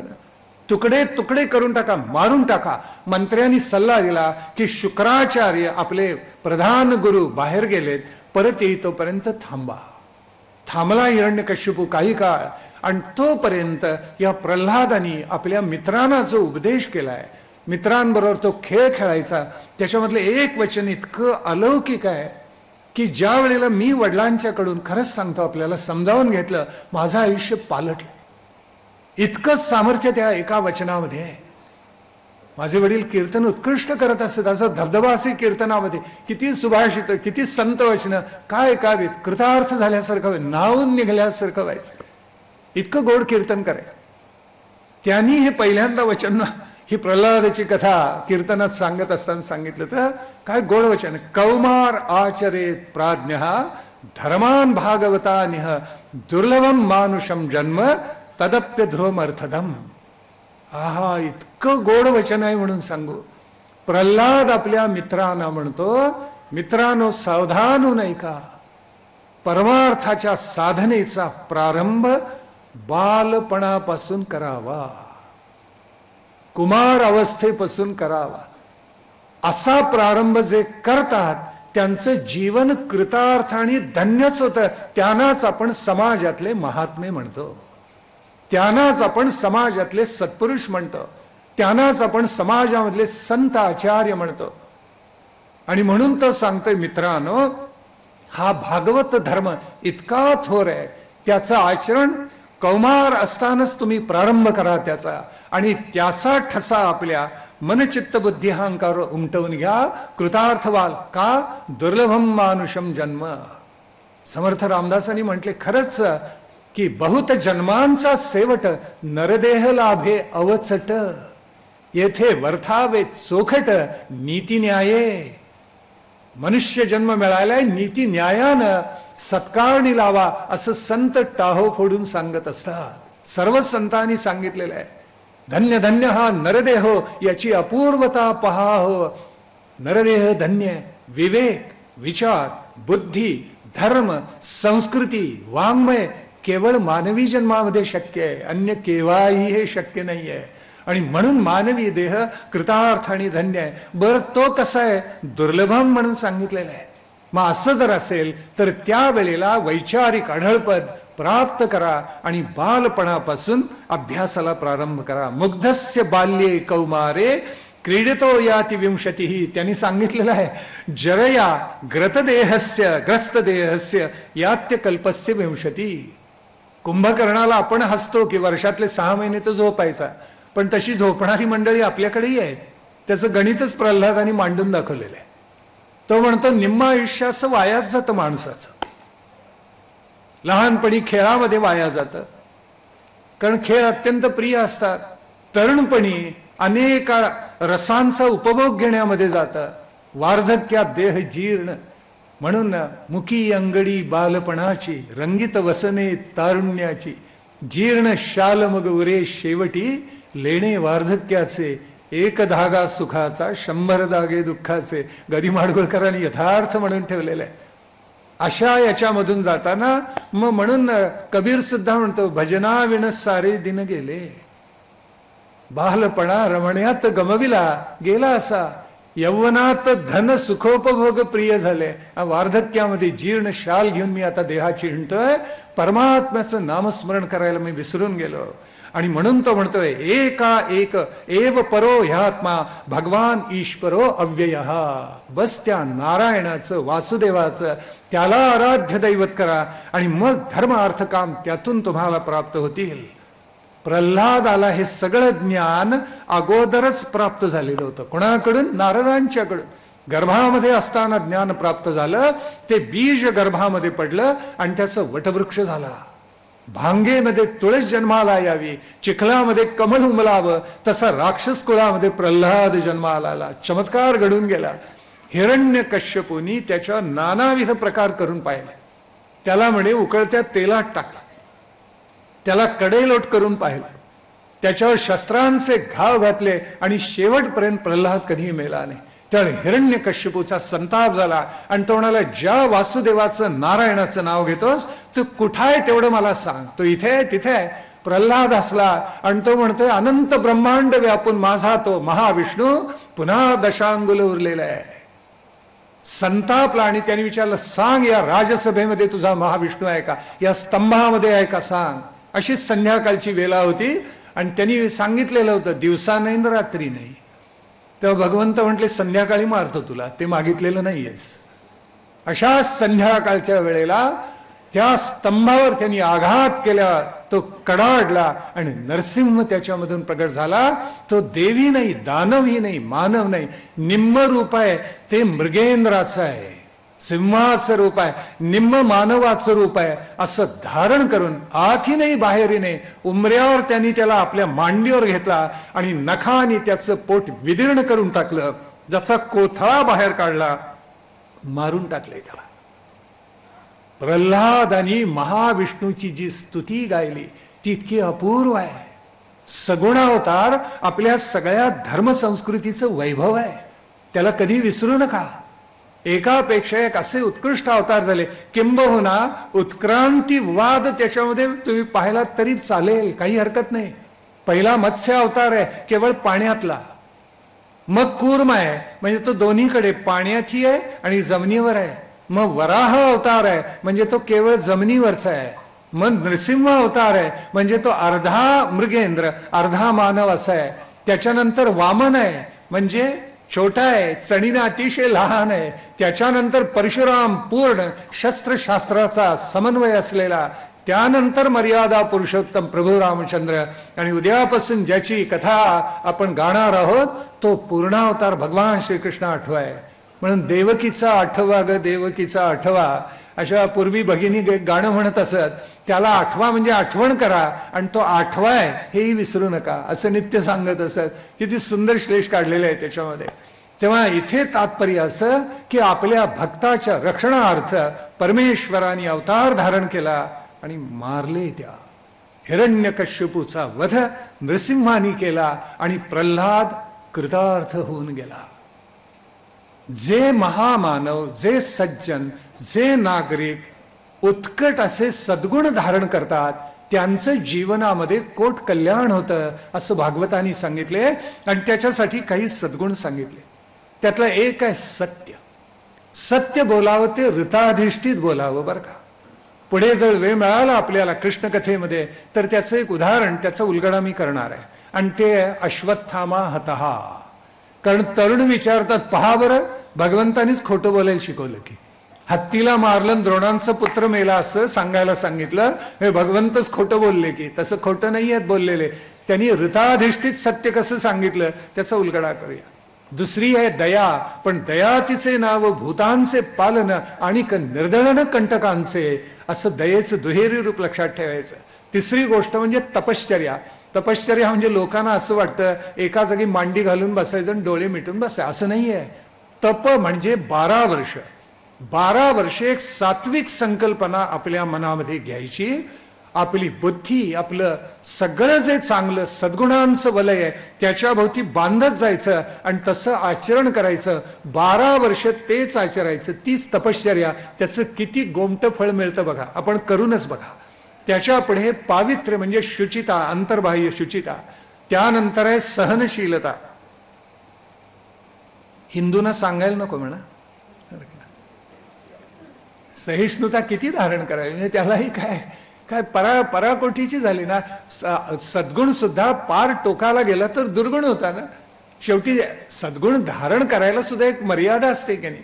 तेव्हा सहिष्णुता ही सज्जनांच्या रक्षणासाठी असते, लक्षात ठेवा, आणि दुष्टांच्या हननासाठीच असते. योग्यायोग्य विचार. समर्थांनी बरोबर सूत्र सांगितले की सगळीकडे परमात्मा परमेश्वर आहे, बरोबर आहे, पण जनी जनार्दन वसे परंतु तो सज्जनी असे. जना आणि सज्जनाला एकची करता नये म्हणून समर्थांनी एक लक्ष्मण रेषा घालून दिलेली आहे. तो योग्यायोग्य विचार करावा. मनाचा संयम सत्कार्य घडण्यासाठी करावा. इंद्रियांचा निग्रह तर आवश्यक आहे, इंद्रियांचं दास होऊ नये. अहिंसा, कृत, कारित आणि अनुमोदित, 3 प्रकारची अहिंसा आपल्याकडे आहे. खरं तर कृत, कारित, अनुमोदित हे तिन्ही शब्द संपूर्ण मानवी जीवनाला लागू होतात. आपल्या लक्षात येते का? पहा, आपण मांसाहार न करणं ही कृत अहिंसा आहे. एखादा जर मांसाहार करत असेल त्याच्यापासून त्याला परावृत्त करायचं, अहिंसेचे पथावर चालायला लावायचं, शाकाहारी करायचं, कारित अहिंसा आहे. आणि जे शाकाहारी आहेत सगळे त्यांना प्रोत्साहन देऊन म्हणायचं शाबास करतात ते चांगलं आहे, त्याला म्हणायचं अनुमोदित. 3 प्रकार आहेत, हे सगळ्याला लागू पडतात. स्वतः मद्यपान करायचं कृत, मित्राला म्हणायचं काय बिघडते पी, हो डुक्कर, कंसातलं उगाच बोललो मी. आणि जे मद्यपान करतात पिनात का आपलं काय बिघडते असं म्हणायचं म्हणजे अनुमोदित आहे. तेव्हा सगळं मानवी जीवन कृत, कारित आणि अनुमोदित 3 शब्दांमध्ये, म्हणून चांगलं धारण करा आणि कृत, कारित, अनुमोदित याच्यामध्ये बांधा. स्वतः चांगलं वागा, दुसऱ्याला चांगलं वागायला लावा आणि जे चांगले वागतात त्यांना प्रोत्साहन द्या. पुढे आहे ब्रह्मचर्य. ब्रह्मचर्य अगत्य धारण करावं असा भाव आहे आपल्याकडे सांगितलेला आहे. त्याला काही जी पथ्य सांगितलेली आहेत ते कृष्ण चरित्रात आपण उलगडणार आहोत. त्याग, मानवी जीवनात थोडा त्याग असावा. तो नसेल तर भगवान श्रीकृष्णांनी त्याला चोर म्हटलेला आहे. जो केवळ स्वार्थाधिष्ठित जीवन जगतो तो चोरच असतो. म्हणून त्याग असावा. स्वाध्याय, जो स्वाध्याय आपण स्वीकारला तो प्रतिदिनी करावा, अखंड करावा, दीर्घकाल करावा आणि श्रद्धा ठेवून करावा. आपल्या वर्तनाची सरलता असावी, आत बाहेर वेगळं नसावं, पण व्यवहारात तारतम्यानं वागावं. संतुष्ट असावं मानवानी, पुरुषार्थ गाजवावा, पण इतकं मिळालं नाही मला म्हणून चिडचिड होऊ नये आणि कुणाचा द्वेष मत्सर करू नये. समदर्शित्व असावं. विद्या विनय संपन्ने ब्राह्मणे गविहस्तिनी शुनिचैव श्वपाकेच पंडिता समदर्शिनः. भगवद्गीतेने जे वचन सांगितले तसं समदर्शित्व असावं. साधू संतांची, सज्जनांची, महात्म्यांची सेवा आतून घडावी. ते संत जे आहेत ना, ज्ञानेश्वर माऊली म्हणते ते ज्ञानाचा कुरुटा. ज्ञानाचा कुरुटा म्हणजे ज्ञानाचं घर आहे जणू काही. तेथ सेवा हा दारवंटा. त्या घरात प्रवेश करायचा असेल तर त्याचा उंबरठा म्हणजे संत सज्जनांची केलेली सेवा आहे. म्हणून महात्म्यांची सेवा करावी, त्यांचं मार्गदर्शन करावं, घ्यावं आणि जीवनाचा मार्ग प्रशस्त करावा. हळूहळू जीवनाचे पाश कमी करत न्यावेत. अभिमान कमी करावा. उत्कट फळ हे राष्ट्राला, समाजाला अर्पण करावं. आवश्यक त्यावेळेला मौन पाळावं. आत्मचिंतन करावं. शम, दम, तप, पावित्र्य, संतोष, क्षमा, सरळपणा, ज्ञान, दया, भगवत परायणता आणि ऋताधिष्ठित सत्य ही ब्राह्मणाची लक्षणं आहेत. पराकोटीचं शौर्य, पराक्रम, उत्साह, धैर्य, तेजस्विता, त्याग, मनोजय, क्षमा, भक्ती, कृपा करणं, प्रजारंजन करणं, प्रजेचं रक्षण भरण पोषण करणं क्षत्रियाची कर्तव्य आहेत. देव, गुरु आणि भगवंताच्या बद्दल भक्ती, धर्म, अर्थ, काम या 3 पुरुषार्थांचं रक्षण करणं, आस्तिक्यता, उद्योगशीलता, उद्यमशीलता आणि व्यावहारिक निपुणता ही वैश्याची कार्य आहे. पवित्रता, नम्रता, स्वामीची निष्कपट सेवा, सर्व कलांची जोपासना, चोरी न करणं, सत्यानं वागणं आणि सर्वांच्या रक्षणाचा प्रयत्न करणं शूद्राची लक्षणं आहेत. चातुर्वर्ण्य आणि त्याच्यात शूद्राचं नाव घ्यायला सुद्धा घाबरतात. आज आपल्या समाजाची अशी अवस्था आहे, वर्ण नाव घ्यायला घाबरतात. त्याचा उलगडा आपण पुढे करणार आहोत ज्या वेळेला एकादश स्कंधाचं विवेचन येणार आहे त्यावेळेला. वर्ण म्हणजे जात नव्हे, वर्ण म्हणजे व्यवसाय. जगातल्या कोणत्याही कालखंडामध्ये, पृथ्वीच्या कोणत्याही भागावर कुठेही गेलात तरी व्यवसाय हे असणारच. ज्ञानदान करणारे लोक असणार, सत्ता प्राप्त करणारे लोक असणार, संपत्ती गोळा करणारे लोक असणार आणि सेवा करणारे लोक असणार. या चारीलाच आपण चार वर्ण म्हणतो. हे व्यवसाय आहे.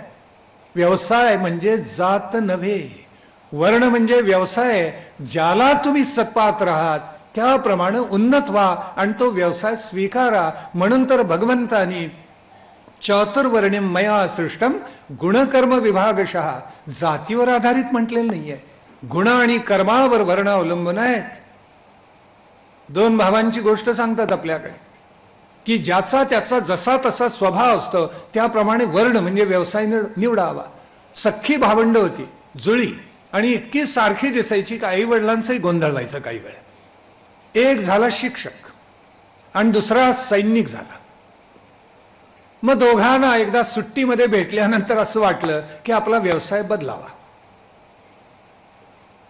सैनिक म्हणाल मी शिक्षक म्हणून जातो, नाहीतर कोण ओळखणार आहे, आणि तू सैनिक म्हणून जा सरहद्दीवर.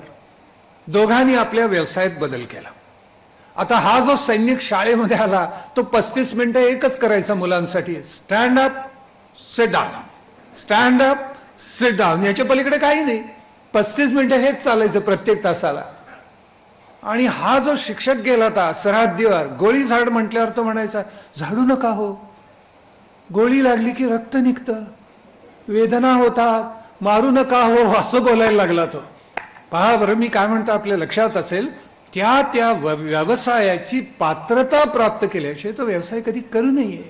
हे साधं सूत्र आपल्याकडे होतं. वर्ण म्हणजे व्यवसाय, वर्ण म्हणजे जात नव्हे, लक्षात ठेवा.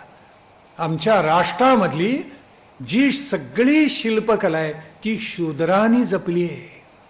मग तुम्ही वेरूळचं लेणं बघा, दक्षिणेची गोपुरं बघा, उत्तरेकडची नागर मंदिरं बघा, हे सगळं दगडाचं केलेलं द्राविड शैलीची उत्कट गर्भगृह बघा, हे सगळं बांधकाम शूद्रांनी केले. कोण त्यांना लहान म्हणेल?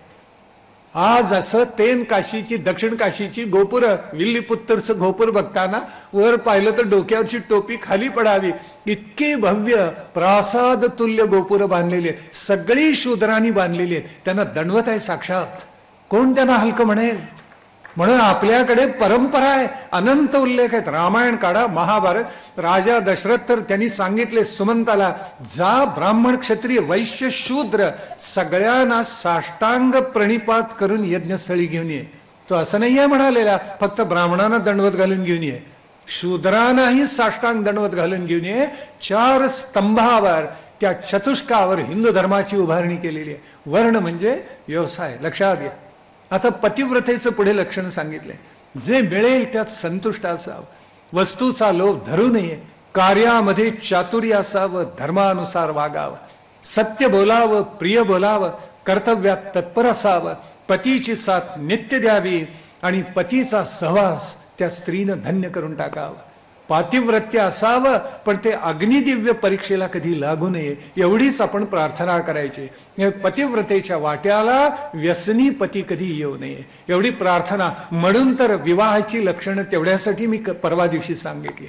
भावार्थ असा की प्रपंचामध्ये असताना, गृहस्थाश्रमेमध्ये असताना कोणती कर्तव्य करावीत त्याचंही दिग्दर्शन भागवतांनी केले, आणि तुमच्या आमच्यासाठी ते अत्यंत महत्वाचं आहे.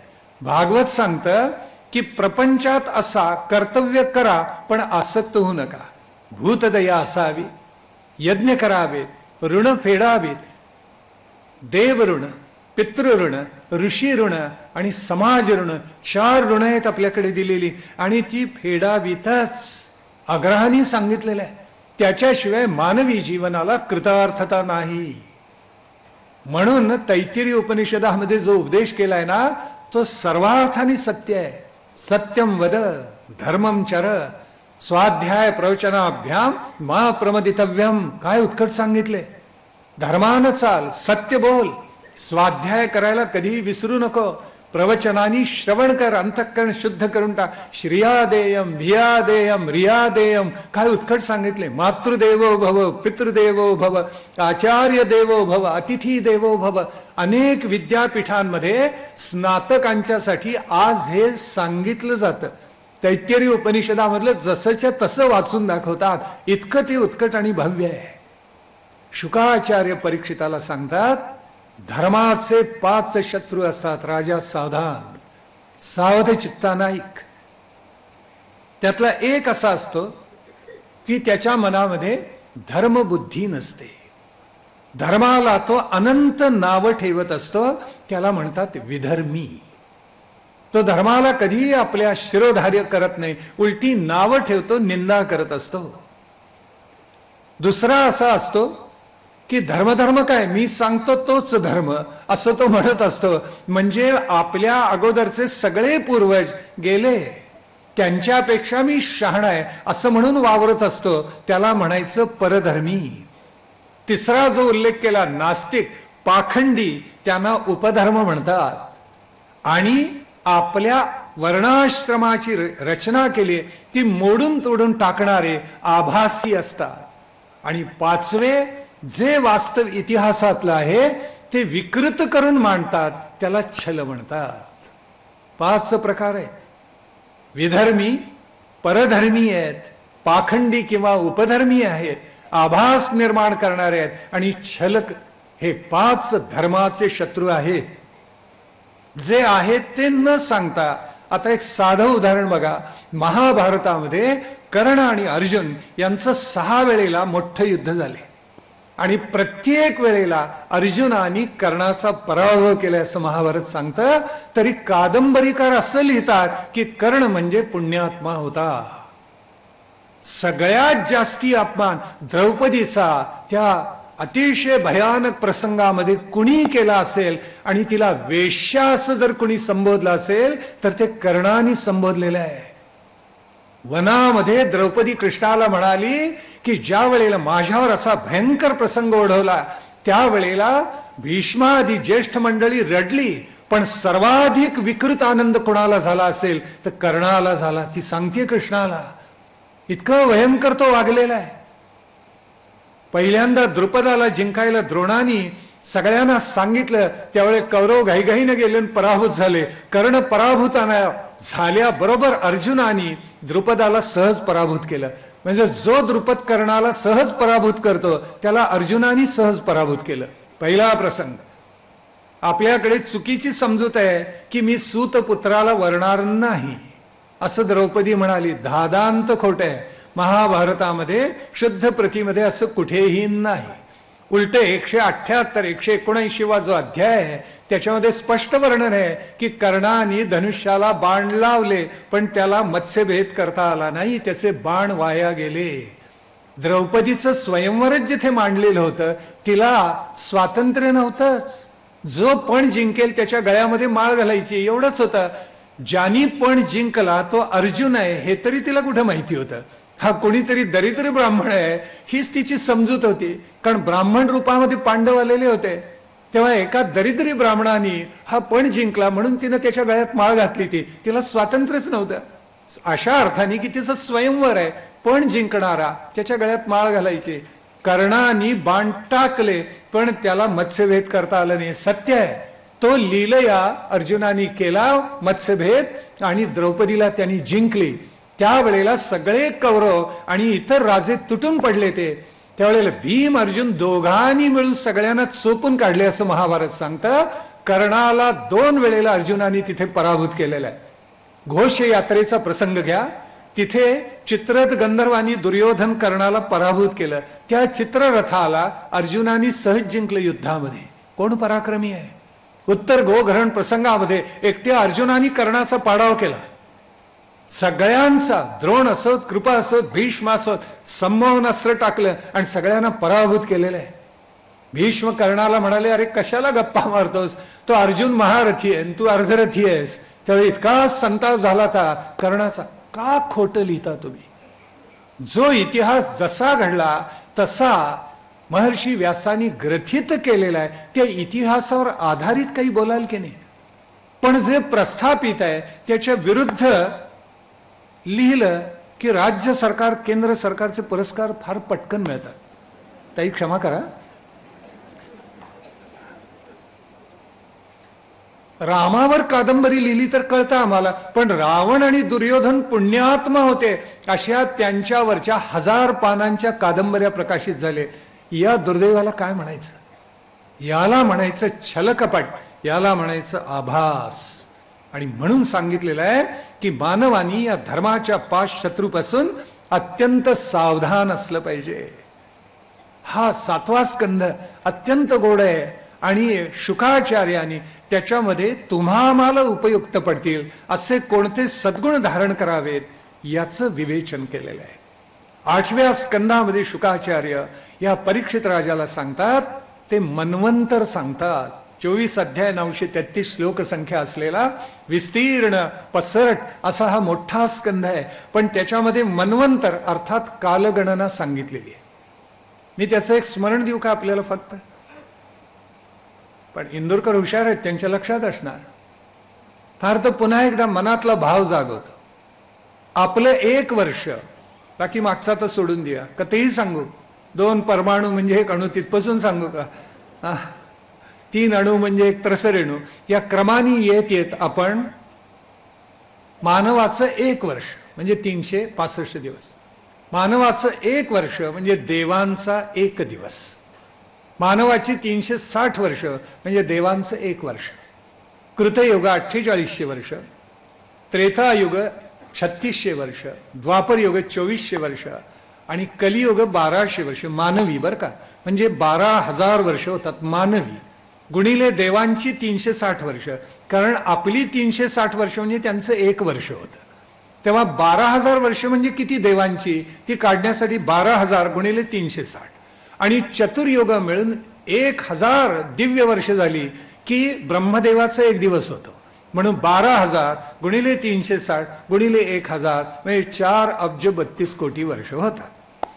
एवढ्या कालखंडामध्ये 14 मनू होतात.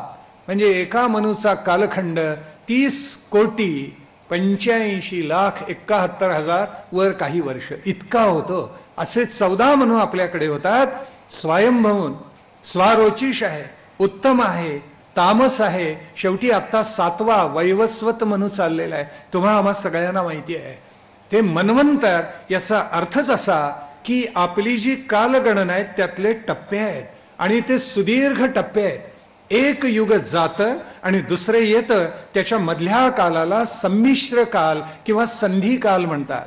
म्हणजे संध्याकाळ आणि रात्र याच्यामध्ये जो कालखंड असतो, सूर्य तर बुडलाय दिसत नाहीये पण रात्र तर झालेली नाहीये, असा प्रकाश जो असतो त्याला संधिकाल म्हणतो. तसा 2 युगांना सुद्धा असतो. त्या संधिकालामध्ये जेवढी वर्षे येतात ती मिळून ही 4 अब्ज 32 कोटी एवढी संख्या होते.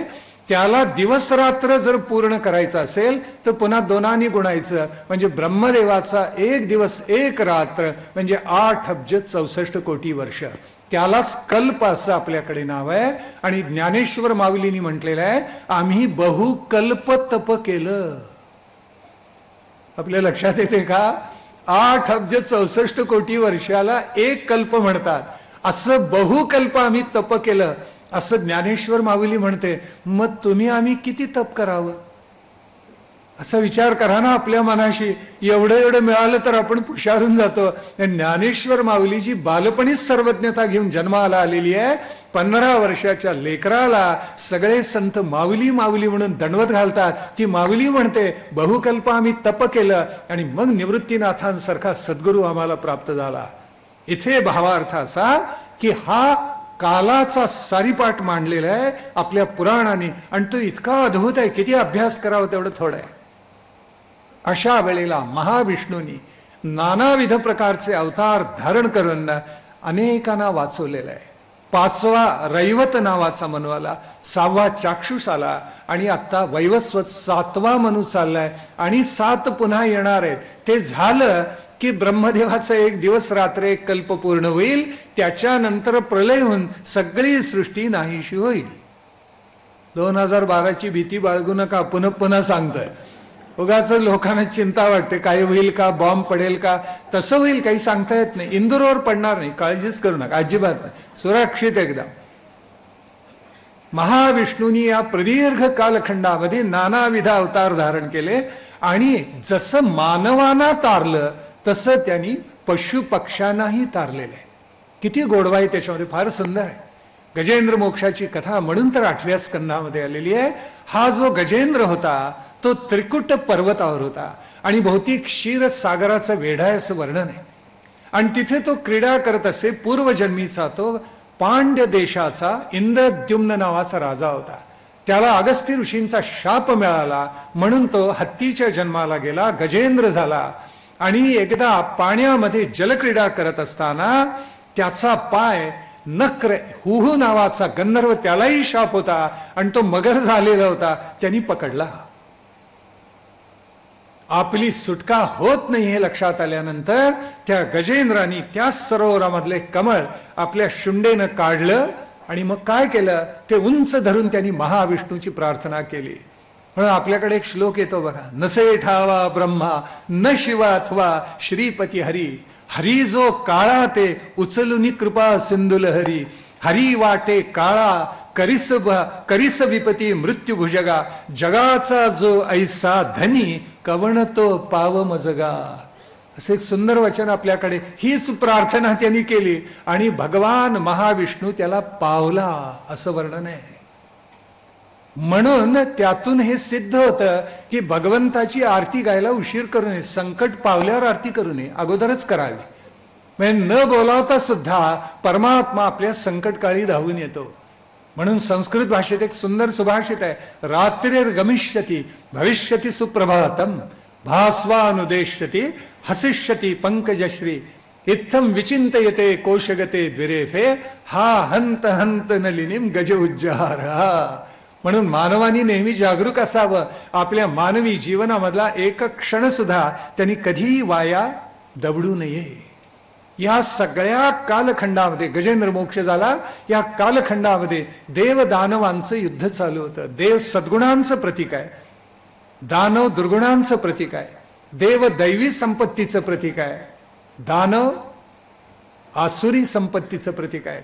हे चाललेलं असताना एकदा दानवांचं बळ मोठं झालं. त्यावेळेला त्या दानवांनी प्रस्ताव असा ठेवला की आपण सागर मंथन करूया.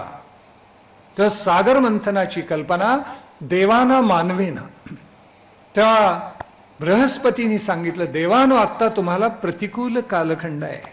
एखादं मोठं कार्य करण्यासाठी प्रसंगी शत्रूशी सुद्धा सख्य करावं लागतं. पण आपण हा शत्रू आहे याचा विसर मनातला कधी जाऊ द्यायचा नसतो. असुरांच्या बरोबर हात मिळवणी करा. अवश्य तुम्ही हे समुद्र मंथन करा. त्यातून काय काय प्राप्त होईल देवानं तुम्ही जास्तीत जास्त लाभ करून घ्या. आणि म्हणून समुद्र मंथन झालं. अतिशय सुंदर रूपक आहे. सांगतो आपल्याला, रूपकाचा अर्थ असा आहे की मंदर पर्वताची रवी केली. आपल्याला माहिती आहे, क्षीरसागराचं घुसळण केलं, वासुकीची दोरी केली आणि कुर्माच्या पृष्ठावर प्रत्यक्ष महाविष्णूंनी त्याला धारण केलं आणि मग त्या सागराचं मंथन झालं असं वर्णन आहे आपल्याकडे. त्यात ही बृहस्पती हुशार आणि तो म्हणाला, दानवांना तुम्ही सांगा तुम्ही मोठे, म्हणून तोंडाकडची बाजू तुमची, शेपटाकडची आमची.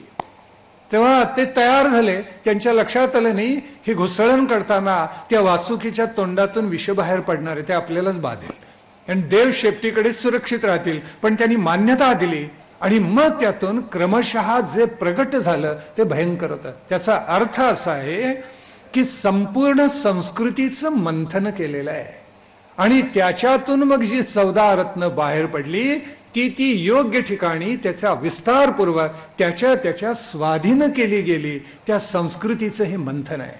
पहिल्यांदा बाहेर आलं ते विष, आणि विष कोण स्वीकारणार? शेवटी आठवण एकाचीच झाली, महादेवाची, शंकराची. कारण शंकर या संज्ञेचा अर्थच असा आहे, शम करोती ती शंकरा, जो विश्वाचं कल्याण करतो तो शंकर. म्हणून त्या महादेवाला साथ घातली. तो पंचमुखीय मानलं जातं. तत्पुरुष, अघोर, सद्योजात, वामदेव आणि ईशान अशी त्याची 5 मुख आहेत मानलं जातं.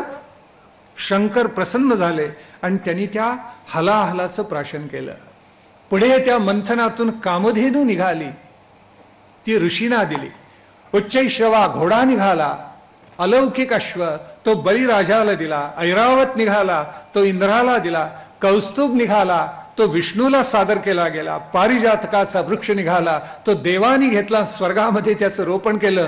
पुढे कृष्णाने तो स्वर्गातून पृथ्वीवर आणला. आपलं भाग्य आहे, अप्सरा निर्माण झाल्या आणि त्या स्वर्गामध्ये गेल्या. आणि नंतर लक्ष्मी प्रगट झाली. लक्ष्मीला कोण भुलत नाही, लक्ष्मीला कोण मोहित होत नाही.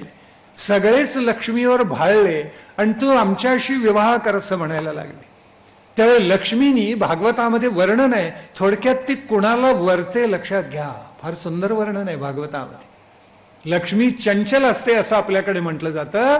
व्यवहारामध्ये ती सारखी खेळती राहायला पाहिजे असंही म्हटलं जातं. पण लक्ष्मी कोणाला वरते, तिने विचार काय केला तो भागवतामध्ये आलेला आहे. भागवत सांगतं, ती म्हणते हा तपस्वी आहे, ठीक आहे, पण तपस्वी आहे, पण क्रोधावर कामावर यांनी काही विजय मिळवलेला नाही, नको आपल्याला. यातला हा ज्ञानवंत वाटतो पण अनासक्त नाहीये, तेव्हा हाही नको. हा थोर वाटतो पण अतिशय कामना वासना आणि याचं मन बरबटलेलं आहे, हा नको. याला कसं ईश्वर म्हणणार आपण. काही जण धर्माचं आचरण करू पाहतात पण प्राण्यांच्या विषयी त्यांच्या मनामध्ये करुणा जागलेली नाहीये, नको. क्वचित कुणी त्यागी आहे पण मुक्तीचा रस्ता त्याला सापडलेला नाही. शौर्य आहे पण काळावर मात करणारा नाहीये. सनकादिकांसारखे गुणातीत आहेत पण वर होणार नाहीत, कारण त्यांनी ब्रह्मचर्य व्रतच धारण केलेलं आहे. काही जणांनी दीर्घ आयुष्य प्राप्त करून घेतले पण त्यांचं वर्तन योग्य नाही. काहींचं वर्तन चांगलं आहे पण त्यांच्या आयुष्याविषयी मला काही बोलता येत नाही. काही जणांमध्ये दोन्ही गोष्टी आहेत पण त्यांचं वर्तन पराकोटीचं अमंगल आहे. ज्यांच्या ठाई मंगल गुण आहेत त्यांच्या मनामध्ये माझ्याविषयीची आसक्ती नाही आहे. मग आता काय करावं. जो षडैश्वर्य संपन्न आहे, ज्याच्या ठाई ऐश्वर्यही आहे आणि ज्याच्या ठाई औदार्यही आहे, त्या महाविष्णूला मी वरावं असा विचार करून तिनं महाविष्णूचा स्वीकार केला. म्हणून माऊली म्हणालेली आहे, आईका. आईका म्हणजे सावधान होऊन ऐका. काय ऐका.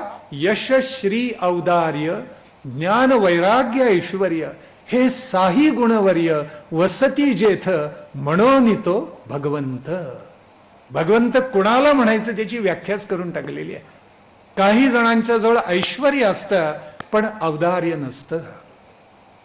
असं होतं बरं का काही काही वेळेला. खरं आहे अगदी की धन विपुल आहे पण द्यायची इच्छा होत नाही. काही मंडळी अशी असतात की धन असतं पण कुठल्या तरी मंदिराला किंवा देवस्थानाला पावती करायची झाली तरी 10ची फाडू का 5ची, यावेळेला 10 वेळेला विचार करतात. अशी मानवाची स्थिती होऊन जाते.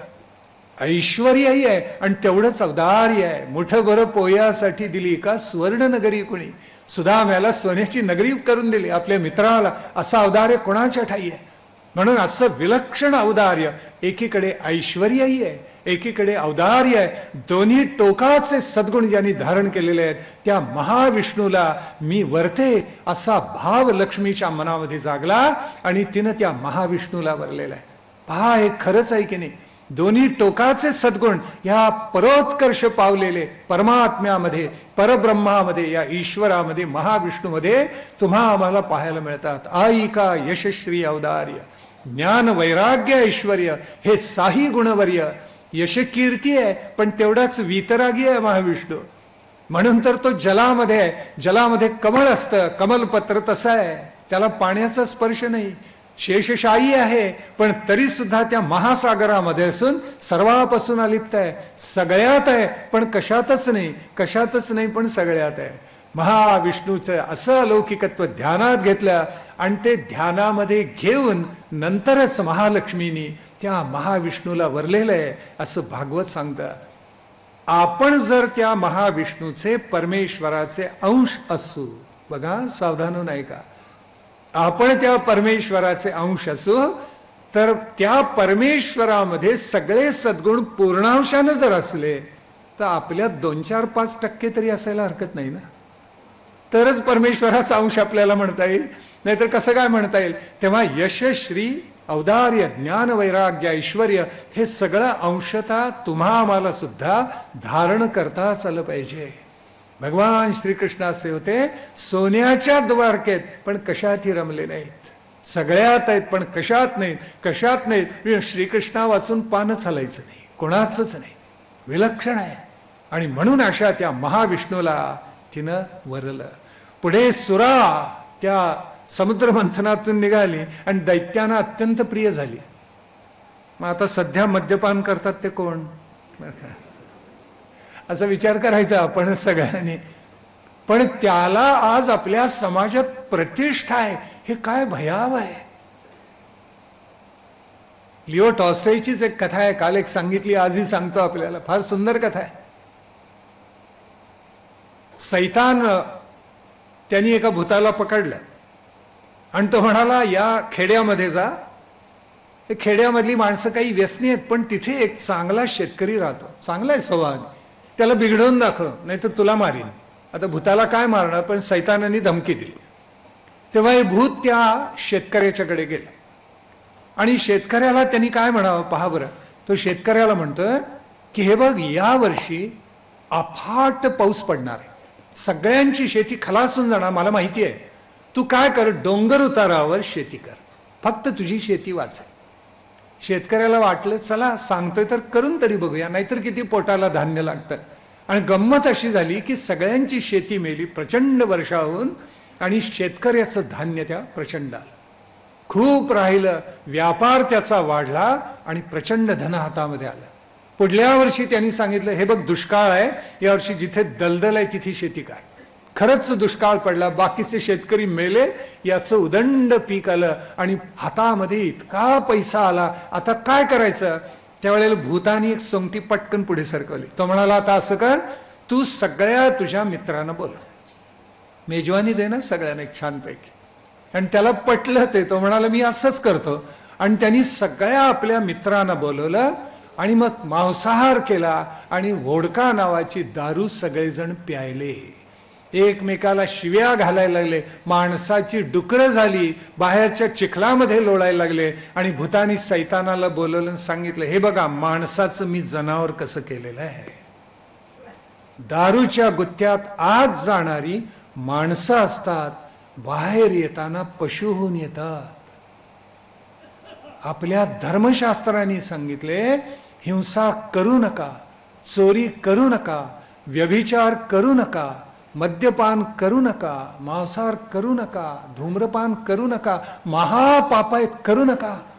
आमचे आचार्य संत आत्मज्ञानी महापुरुष टाहो फोडून सांगतात, हे करू नका, तर समाजाला राष्ट्राला भवितव्य आहे, शाणे व्हा. आणि तरी माणसं हे पाप खुशाल करतात. आज तर आपल्या समाजामध्ये ज्याच्या अंगामध्ये 3 पीस सूट आहे, हातामध्ये सिगारेट आहे, त्याला आम्ही सुसंस्कृत म्हणतो. यापेक्षा एखाद्या राष्ट्राचं दुर्दैव काय असतं. कोणतीही व्यक्ती चांगली आहे किंवा नाही याचा मानदंड काय असावा. सच्चारित्र्य एकमेव. शील कसं आहे, चारित्र्य संपन्नता आहे की नाही, त्याच्यावरती व्यक्ती लहान किंवा मोठी हे अवलंबून असतं. पण आज उलट झाले, सर्वे गुणाः कांचनम आश्रयन्ते. त्याचंच भाषांतर आंग्ल भाषेत झालं, all virtues rest in gold. हे सगळं संस्कृत मधून आलेलं आहे. आत्मनः प्रतिकूलानि परेशाम न समाचरे. सगळ्या म्हणी संस्कृत भाषेमधल्या आंग्ल भाषेमध्ये गेल्या, हळूहळू गेल्या, पण आम्हाला मूळ माहिती नाही, त्याच्यामुळे वाटतं आंग्ल भाषेतून इथे आल्यात. हे तर दुर्दैव आहे. असंच होऊन राहिले आपल्या राष्ट्रामध्ये. म्हणून भई सावध व्हा. कविराय राम जोशी म्हणाले, मी सुधारलो, शाणा झालो, म्हणून तुम्हाला सांगतो, भई सावध व्हा आणि सन्मार्गाला लागा. ही महापाप करू नका, टाळा. दारूवर आली, दैत्यानी आत्मसात केले. धन्वंतरी निघाले देवांकडे. अमृत आल्याबरोबर दानवानी ते प्राशन करायचा प्रयत्न केला आणि त्यावेळेला मोहिनीचं रूप घेऊन त्या दानवांना भूल घातली महाविष्णूनी. आणि मग अमृताचं वाटप असं केलं की ते देवांना मिळावं, दुष्टांना मिळू नये. म्हणून अलौकिक असा पराक्रम या मोहिनीने एका वेगळ्या प्रकारे महाविष्णूंनी त्या रूपाने केला. आणि माहिती आहे शेवटी राहू केतूनी ते प्राशन करायचा प्रयत्न, राहूचं मस्तक छेदलेलं आहे की त्यांनी अमृत प्राशन करायचा प्रयत्न केला. म्हणून भावार्थ असा की जे चांगलं आहे ते चांगल्यांच्याकडेच जावं. आपला इतिहास पुढे धावला. 7वा मनू आला, वैवस्वत मनू. आणि त्यावेळेला कश्यप आणि अदितीच्या पोटी त्यांनी पयोव्रत नावाचं एक व्रत केलं. पयोव्रत म्हणजे कृत चांद्रायण व्रत जसं असतं तसं हे पयोव्रत आहे. म्हणजे कृत चांद्रायण व्रतामध्ये एक एक घास कमी करत आणायचं असतं. अमावस्या असेल तर एक एक घास कमी करत न्यायचं आणि पौर्णिमा असेल तर एक एक घास वाढवत न्यायचं. म्हणजे प्रतिपदेपासून पौर्णिमेपर्यंत प्रतिपदेला 1 घास, पौर्णिमेला 15 घास आणि शुक्ल पक्षात ते झाल्यानंतर वद्य पक्षामध्ये उलट 14, 13, 12, 1 असे घास शेवटी आणायचे आणि शेवटी अन्न त्याग करायचा असतो. तसं पयोव्रतामध्ये पाण्याचे घोट मोजून घेतात आणि शेवटी जलत्याग करतात. कोणतंही व्रत असो, वैकल्य असो, उत्सव असो, त्याच्यामध्ये ब्रह्मचर्य व्रत अनिवार्य आहे म्हणून आपल्या धर्मशास्त्रांनी सांगितले. ब्रह्मचर्य व्रत नसेल तर ते व्रत नाहीच. या कश्यप अदितींनी इतकं उत्कट सांभाळलं पयोव्रत. आणि चंद्र श्रवण नक्षत्रामध्ये असताना श्रावण द्वादशीला अभिजित मुहूर्तावर त्यांच्या पोटी एक अलौकिक पुत्र जन्माला आला. त्याचं नाव वामन. या वेळेला प्रल्हादाचा पुत्र विरोचन बलाढ्य तो राक्षसासारखा राज्यकर्ता झालेला होता आणि त्याचा पुत्र बळी राज्यावर आलेला होता. या वामनाचा इकडे उपनयन संस्कार झाला. वर्णन असं आहे, सूर्यानं त्याला गायत्रीचा उपदेश केला, बृहस्पतीने त्याला यज्ञोपवीत घातलं, कश्यपानी त्याला मेखला दिली, पृथ्वीनं कृष्णाजीनं त्याला दिलं, वनाचा स्वामी जो चंद्र त्यांनी दंड दिला, माता आदितीनं कौपीन घातलं, त्याला कटिवस्त्र बांधलेलं आहे, आकाशाने छत्र दिलं, ब्रह्मदेवानं कमंडोली दिलं, सप्तर्षींनी त्याला कुश दिले, सरस्वतीने रुद्राक्षमाळ त्याच्या गळ्यामध्ये घातली. असं केलं तरच तो इतका बलवान होऊ शकतो. आपल्या लक्षात आलं का? राष्ट्रामध्ये राष्ट्राच्या उत्थापनाचं कुठलंही असं कार्य करायचं असेल तर राष्ट्रभाव ज्यांच्या मनामध्ये आहे आणि राष्ट्रभक्ती आहे त्या सगळ्यांच्याकडून असं सामर्थ्य मिळवायला लागतं आणि मग सत्ता पादाक्रांत करावी लागते. एकदम होत नाही ती. चाणक्य चंद्रगुप्त हिंडत होते म्हणे नंदाचा पराभव करण्यासाठी आणि एका रात्री एका ठिकाणी थांबले. एक वृद्ध स्त्री झोपडीमध्ये होती, तेलाचा दिवा होता. म्हणाले, बाळानं कुठून आलात? दमल्यात, आता थोडा आमटी भात खाऊन जा. ते थांबले. तिनं पानामध्ये भात वाढला, आमटी वाढली, तर चंद्रगुप्तानी एकदम म्हणे मध्ये हात घातला. आख्यायिक आहे पण तात्पर्य सुंदर आहे. आणि पोळला त्याचा हात. त्यावेळेला तो एकदम असं म्हणाला. ते म्हणाले, काय रे झालं बाळा, तू काही चंद्रगुप्त आहेस का असं करायला? हा चंद्रगुप्तच होता. त्यावेळी तो चप आपला आणि तो म्हणाला, का असं का म्हणता आपण? तर ती म्हणाली, त्या चाणक्य चंद्रगुप्ताला एवढं कळत नाही की हा गरम भात जसा आहे तो कडेकडेनं खाती यायचा असतो, मग मधला खायचा. तसं मगध एकदम खाता येणार नाही, भोवतीचा हळूहळू खात यायचं आणि शेवटी मगध जिंकायचं असतं. कळलं म्हणे संदेश. आणि मग चाणक्य चंद्रगुप्तांनी विजय मिळवला. हा भावार्थ त्याच्यामध्ये. असा सगळ्यांच्याकडून सामर्थ्य प्राप्त झाल्याशिवाय मिळणारी सत्ता तेवढी प्रभावी नसते. सगळ्यांनी एवढं त्याला दान दिलं. आता या वेळेला बली असा प्रबळ झाला होता, पण तो वेनासारखाच होता. तपश्चर्या माझी करा, उदो उदो माझा करा, प्रशंसा माझी गा. आणि तो काय करायचा? जे निष्प्रह ब्राह्मण होते ते अतिशय नम्र होऊन जातील आणि कसे लाचार होतील अशा बक्षिसांचा वर्षाव त्यांच्यावर करत असे आणि त्यांना गप्प करून टाकत असे. तेव्हा वामनांनी गुप्तपणे तरुणांची संघटना बांधली. त्याच्या असं लक्षात आलं, मागच्या पिढीतले लोक आता काही करू शकणार नाहीत, मग आता आपल्याला काय करायला पाहिजे? तरुणांची संघटना बांधायला पाहिजे. थोरले बाजीराव पेशवे 19 वर्षांचे होते आणि शाहू महाराजांच्या राजसभेत सगळ्यांनी त्यांना विरोध केला. ते म्हणाले, हे कसलं मिसरूड सुद्धा फुटलेलं नाही याला, हे कसलं पेशवा होणार? त्यावेळेस बाजीराव म्हणाले, तुम्ही नकोच, आता नवीन तरुण उभे करतो. सगळे नवीन घराणी बाजीराव पेशव्यांच्या कालखंडामध्ये उदयाला आली. शिंदे, होळकर, पवार ही सगळी घराणी त्यांनी निर्माण केलेली आहेत, उदयाला आणली. असा पराक्रम गाजवला, तोड नाही. वामन म्हणाला, जुने लोक आता नाही काही करू शकणार, मी आता तरुणांची संघटना बांधतो. अतिशय सुंदर संघटना बांधली आणि त्यांनी एक अलौकिक कृत्य केलं. तो तर उपनयन संस्कार घेऊन तपपूत झालेला होता. पाहिल्याबरोबर आदर वाटावा असं त्याचं व्यक्तिमत्व होतं. हे तपश्चर्येतून खरंच प्राप्त होतं. आणि वामनाकडे पाहिल्याबरोबर सगळ्यांना आदर वाटायचा. आणि तो असा एका हातामध्ये कमंडलू आणि तो संन्यास धर्माचा दंड घेऊन त्या राजसभेमध्ये त्यांनी प्रवेश केला. बळीने त्याचं स्वागत केलं, सिंहासन दिले, विराजमान केलं, सत्कार केला, सगळं केलं. आणि बली आणि वामनाचा संवाद झाला. बली म्हणाला, आपण अलौकिक तपपूत कोणी आहात, मी धन्य झालो, कृतार्थ झालो, राजसभा आमची कृतार्थ झाली, मी आपल्यासाठी काय करू, म्हणजे आपल्याला काय कसं लाचार करू. त्यावेळी वामन म्हणाला, पहा बरं, मी जे मागीन ते राजा तुला द्यायला पाहिजे. हा वामन असा छोटा छोटा. बळीराजाला वाटलं मागून मागून काय मागणार आहे हा, काही याला मागता येणार नाही माझ्याकडे. तेव्हा तो म्हणाला, मी दिलं, वचन दिलं. तेवढ्याच शुक्राचार्य म्हणाले, राजा तू वेडा आहेस का, हा साक्षात वामन आहे, तुझं राज्य खलास करून टाकेल, तुला जिंकेल आणि सिंहासनावरून तुला खाली खेचून पदच्युत करून टाकेल. लक्षात ठेव, एवढं सामर्थ्य या वामनाचं आहे. पण बळीराजा म्हणाला, म्हणजे त्या कालखंडामधले किती तरी दुष्ट असले तरी दिलेला शब्द पाळत असत बरं का.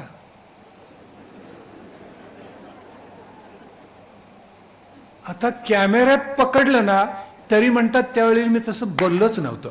अरे चोरानं, कमाल आहे, असं भयंकर आहे, म्हणजे अंगावर काटाच येतो खरं का. शुक्राचार्य सांगतायत वचन देऊ नको. बळीराजा म्हणाला, मी वचन दिलं. राजाने वचन दिलं सिंहासनावर बसून की ते त्याला पाळावं लागतं, त्या शब्दाने तो बांधला जातो. त्यावेळेला वामन म्हणाला, अरे तुझी कुलम परंपरा थोर आहे, प्रल्हादासारखा भगवत भक्त तुझ्या कुळामध्ये जन्माला आला, तू ही कृतार्थ आहेस, चांगला राजा आहेस, तेव्हा आता दिलेलं वचन मोडू नको म्हणजे झालं. त्यावेळी म्हणे त्यांनी हातामध्ये अर्थातच ती झारी घेतली आणि जलदान तो करणार होता. घ्या, होय मी अभिवचन देतो. जल पवित्र असतं, कारण राजाच्या त्या सभेमध्ये सप्त नद्या सप्तसागरांचं जल एकत्र केलं गेलेलं असतं, म्हणून तो जल द्या. म्हणून आपल्याकडे सुंदर पद्धत आहे बघा, दक्षिणा देताना भिजवून देतात, त्यामुळे ती सुटतेच हातातून आपोआप. इच्छा असो वा नसो ती द्यावीच लागते, सत्पात्र पुढे जे बसलेले असं, म्हणून ती भिजवून देतात. केवढे सुंदर संकेत आहेत आपल्याकडे. पुन्हा त्याचा मोह आपल्याला होता कामा नये. तेव्हा शुक्राचार्य म्हणे छोटं रूप धारण करून आत जाऊन बसलेले होते. तेव्हा तरब घेऊन वामनाने त्यांचा एक डोळा फोडला, असं वर्णन. फुटला डोळा. आणि मग ती पाण्याची धार रिकामी झाली. आणि मग यांनी वचन मागितलं, बळीराजा मला त्रिपाद भूमी दे. आणि पाहता पाहता तो वामन एवढा वाढला. त्रिपाद भूमी याचा अर्थ असा, स्वर्ग, पृथ्वी आणि पाताळ, या प्रत्येक ठिकाणी मी एक पाऊल ठेवेन. थोडक्यात स्वर्ग माझ्या अधीन झाला, पृथ्वी माझ्या अधीन झाली, पाताळ माझ्या अधीन झालं. आता मी जे सांगेन तेच राजा तुला करावं लागेल. आपल्याला थोडक्यात सांगू का, रक्ताचा एक थेंब सुद्धा न सांडता पराकोटीच्या चातुर्यानं आणि दूरदर्शित्वानं केलेली विश्वामधली ही पहिली राज्यक्रांती आहे. खरंच सांगतो आपल्याला, राज्यक्रांती आहे, पण रक्ताचा एक थेंब नाही सांडला. फ्रेंच राज्यक्रांतीसारखे गळे नाही कापले आणि गिलोटीन खाली मुंडकी नाही तोडली कोणाची. राज्यक्रांती केली, अद्भुत करून टाकली, रक्ताचा थेंब नाही सांडला. आणि बळी शरण गेला. भगवान म्हणाले, आता तुझं स्थान एकच. कोणतं? त्या बलीची पत्नी विंध्यावली म्हणून होती, ती शरण गेलेली आहे. तेव्हा भगवंत म्हणाले, हा वामन म्हणाला, आता तुझी जागा एकच, पाताळ. जा, पाताळामध्ये जा. त्याला दुःख झालं. त्यावेळी ते वामन म्हणाला, आता तुला दुसरं स्थानच नाही, हे स्थान तुला सोडावं लागेल. त्याला पाताळात घातलं. आणि कौतुक असं केलं, भगवंत म्हणाले, मी तुझा द्वारपाल होतो ना, तुझा केवढा सन्मान करतो. बळीला इतका आनंद झाला, त्याच्या लक्षात आलं नाही, म्हणजे मी तुला नजर कैदेत ठेवतो, कुठं जातोच बघतोच. केवढं दूरदर्शित्व आहे, मी तुझा द्वारपाल होतो. एकीकडे आपल्याकडे कमीपणा घेतला आणि दुसरीकडे अप्रत्यक्ष सांगितलं, आता तुला पाताळ सोडता येणार. सुतल नावाचं जे पाताळ आहे तिथे त्याला घातला, असं वर्णन आहे. आपल्याकडे जे विष्णू पुराण आहे ना, या विष्णू पुराणामध्ये नारदानी असं म्हटलेलं आहे की पाताळ स्वर्गाहून सुंदर आहे. आपल्याला वाटतं पाताळ म्हणजे अंधकार म्हणजे भयानक आहे काय, ते नाही. विष्णू पुराणामध्ये स्पष्ट उल्लेख आहे, स्वर्गापेक्षा गरी अशी कोण असेल, पाताळ आहे. आणि वर्णन आहे, आज तुम्ही अतल याचं जर वर्णन वाचलं तर कोस्टारिकाचं वर्णन वाचतोय का वाटेल इतकं साम्य आहे. पाताळ म्हणजे आज सुद्धा भौगोलिक दृष्ट्या अमेरिका, उत्तर अमेरिका, दक्षिण अमेरिकेचा भाग हा पाताळाचाच भाग आहे. उत्तर अमेरिका विष्णू पुराणामध्ये वर्णन असं आहे, हे पाताळ असं आहे की इथे आकाशात सूर्य असेल पण घाम येणार नाही. इथली हवा पराकोटीची थंड असेल. इथली माणसं अत्यंत गोरीपान आणि धिप्पाड असतील, पण धन मिळवण्यात प्रवीण असतील. तथापि अर्थ आणि काम एवढे दोनच पुरुषार्थ यांना असतील. आज जे अमेरिकेचं वर्णन किंवा जे प्रत्यक्ष अमेरिका आपण पाहतो, या विष्णू पुराणात किंवा भागवतात केलेलं वर्णन तंतोतंत जुळतं पाताळ म्हणून. जे भूगोलाचे विद्यार्थी आहेत त्यांनी संशोधन म्हणून अभ्यास करावा. रामायणामध्ये सुग्रीवानी जगाचा भूगोल सांगितलेला आहे. मन थक्क होऊन जातं, इतके बारकावे त्यांनी दिलेले आहेत. सोन्याच्या खाणी कुठे, चांदी कुठे चांगली मिळते, की बर्फाचे डोंगर कुठे लागतात, महासागर कुठे, वाळवंट कुठे, कुठपर्यंत जावं, पुढे कुठे जाऊ नये, जीवाला कुठे धोका आहे, दर्या खोऱ्या सगळं सांगितलेलं आहे त्यांनी. विलक्षण आश्चर्य करण्यासारखं आहे. आपल्याकडे भूगोल सर्वश्रुत आणि सर्वज्ञात होता. बळीला त्यांनी पाताळामध्ये घातलं आणि मग सांगितलं, आता तुझं कर्तव्य एकच, पाताळ सांभाळ, तुला देशावर यायला मिळणार नाही. पण बळीचे वंशज म्हणाले, आम्ही येऊ, IT मधून बरोबर येतो. तेव्हा बळी फार घुसू नये आपल्या राष्ट्रामध्ये, म्हणून तुम्हा आम्हाला जरा बलवान व्हायला पाहिजे, सावध व्हा, एवढाच त्याचा अर्थ आहे. पण हे मत्स्यावतार सुद्धा सांगितलेला आहे. पण गोष्ट तर सगळ्यांनाच माहिती आहे, तेवढी एकच त्यातला भावार्थ सांगतो मग विरमतो. मत्स्यावतार तर आपल्याला माहितीच आहे, सत्यव्रत नावाचा राजा. आणि मग प्रलय झाला, त्यावेळेला त्याला साक्षात्कार झाला की त्यांनी नाव तयार ठेवावी. हीच कथा बायबलमध्ये जशीच तशी घेतलेली. मग त्यांनी तो बायबलमध्ये जी कथा आपल्यातून उचलली, त्या मूळ आपल्या कथेचं सारांश आहे की मग तो नावेमध्ये बसला. प्रलयामध्ये एक छोटा मासा त्याला म्हणाला, काकुळतीनं मला वाचव. त्याला त्यांनी वाचवलं, घरी आणला आणि छोट्या अशा एका भांड्यामध्ये त्याला ठेवला. तो वाढला मावेना. मग आणखीन मोठ्या जागेमध्ये त्याला ठेवला, तो आणखीन वाढला, त्यात मावेना म्हणून हौदात ठेवला, हौदात मावेना म्हणून विहिरीत ठेवला, विहिरीत मावेना म्हणून तलावात ठेवला, तलावात मावेना म्हणून नदीत ठेवला, नदीत मावेना म्हणून नदात ठेवला, नदात मावेना म्हणून महानदामध्ये ठेवला, महानदामध्ये मावेना म्हणून महासागरामध्ये शेवटी सोडून दिला. रूप काय सुंदर. मनू जो आहे मूळ, जो या सगळ्या याच्यामध्ये वाचला, प्रलयामध्ये वाचला, आणि ज्यांनी त्या माशाला धारण केलं आणि वाढवलं, तो मनू त्याचा विचार घेऊन गेला. तो एवढाच होता त्यावेळेला, पहिल्यांदा एवढाच होता, मग तो वाढला, मग एवढा झाला, त्यात मावेना म्हणून त्याचा विस्तार आणखीन झाला. असा विस्तार करत करत करत महासागर ओलांडून सुद्धा त्याचा विचार जगामध्ये सगळीकडे गेला. असा त्या कथेचं सुंदर रूपकात्मक अर्थ आहे. आपलाही प्रयत्न तोच राहिला पाहिजे. मग अजामेळाची कथा असो, सत्संगती सांगणारी, प्रल्हादाची कथा असो, की कंवार या अवस्थेपासूनच परमार्थाला प्रारंभ करायचा, अढळ पद प्राप्त करून घेणाऱ्या ध्रुवाची कथा असो, आपला विचार वाढवून 7 समुद्राच्या पल्याड नेणाऱ्या या प्रत्यक्ष मनूच्या विचाराची कथा असो, माशाची कथा असो, त्याच्या अगोदरची हिरण्यकश्यपू नृसिंहाची कथा, प्रल्हादाची कथा असो, किंवा चतुराईने वामनाने केलेली राज्यक्रांती असो, या सगळ्याच सार आपल्या लक्षात असेल. जिथे दैवी संपत्तीचा, सद्गुणांचा, जीवन मूल्यांचा परोत्कर्ष झाला, तिथेच हे असं चांगलं घडले. दुर्गुणांनी कधी असं चांगलं घडत नाही. म्हणून भगवान श्रीकृष्णांनी गीतेत मुद्दाम सांगितले, तुम्हा आम्हाला अभयम सत्व संशुद्धिर ज्ञान योग व्यवस्थिती दानम दमश्च यज्ञश्च स्वाध्याय स्तपार्जवम, 26 गुण सांगितले, धारण करा आणि मनुष्य व्हा.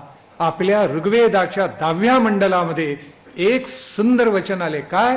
मनुर्भव, माणूस हो, असं ऋग्वेद तुम्हाला सांगतो. ते वचन आपण धारण करूया. माणूस होणं याचाच अर्थ सद्गुणी होणं आणि जीवनमूल्य धारण करणं. असे सद्गुण, अशी दैवी संपत्ती, अशी जीवनमूल्य तुम्हा आम्हाला धारण करण्याचं सामर्थ्य त्या जगन्यन त्या परमेश्वरानं प्रत्यक्ष भगवान श्रीकृष्णाने द्यावं, अशी प्रार्थना त्याच्या चरणाशी करूया. उद्या त्याच भगवंताची कथा आपण मांडणार आहोत. 2 दिवस तरी लागतीलच, फार मोठी कथा आहे. आणि मग सांगतेला 11वा 11 स्कंध, ज्याच्यामध्ये उद्धव गीतेच्या रूपानं आपल्या भारतीय तत्वज्ञानाचं, हिंदू धर्म संस्कृतीचं सार आले, त्याचं निरूपण आपण अंतिम शेवटच्या सांगतेच्या समापनाच्या दिवशी करणार आहोत. हा भावार्थ मनात धरूया, त्याच्यावर चिंतन करूया, मनन करूया. आपण आरती म्हणतो, श्रवणे मनने पठणे भक्ती ये हाता. भक्ती उगाच हाती येत नाही. श्रवण करायचं, मनन करायचं, पठण करायचं, तर भक्ती प्राप्त होते. हा विचार मनामध्ये धारण करूनच आरती गाऊया. मग काही काळ विरमूया. योगेश्वर श्रीकृष्ण महाराज की जय. देव जय देव श्रीमद्भागवता पठणे मनने पठणे भक्ती एकाता. जय देव जय देव. वेदाचे हे सार पाहे रसभरित, दश लक्षण हे आहे लक्षित. जय देव जय देव. जय देव जय देव श्रीमद्भागवता श्रवणे मनने पठणे भक्ती ये माता. जय देव जय देव. 12 स्कंदामध्ये श्रीहरीची लीला, 335 अध्याय गाती गोपाळा. जय देव जय देव. जय देव जय देव श्रीमद्भागवता श्रवणे मनने पठणे भक्ती ये माता. जय देव जय देव. 18 सहस्र श्लोक गाती ऐकती, ज्यासी हरी भक्ती त्यासी तत्प्राप्ती. जय देव जय देव. जय देव जय देव श्रीमद्भागवता श्रवणे मनने पठणे भक्ती ये माता. जय देव जय देव. गायत्रीचे मंत्र रूप हे पाहे, परीक्षिती शुक संवाद आहे. जय देव जय देव. जय देव जय देव श्रीमद्भागवता श्रवणे मनने पठणे भक्ती ये माता. जय देव जय देव. भागवत रूपी देवा तुझी आरेची, तुझी आरती जनार्दनाची. जय देव जय देव. जय देव जय देव श्रीमद्भागवता श्रवणे मनने पठणे भक्ती ये माता. जय देव जय देव. गोपाल कृष्ण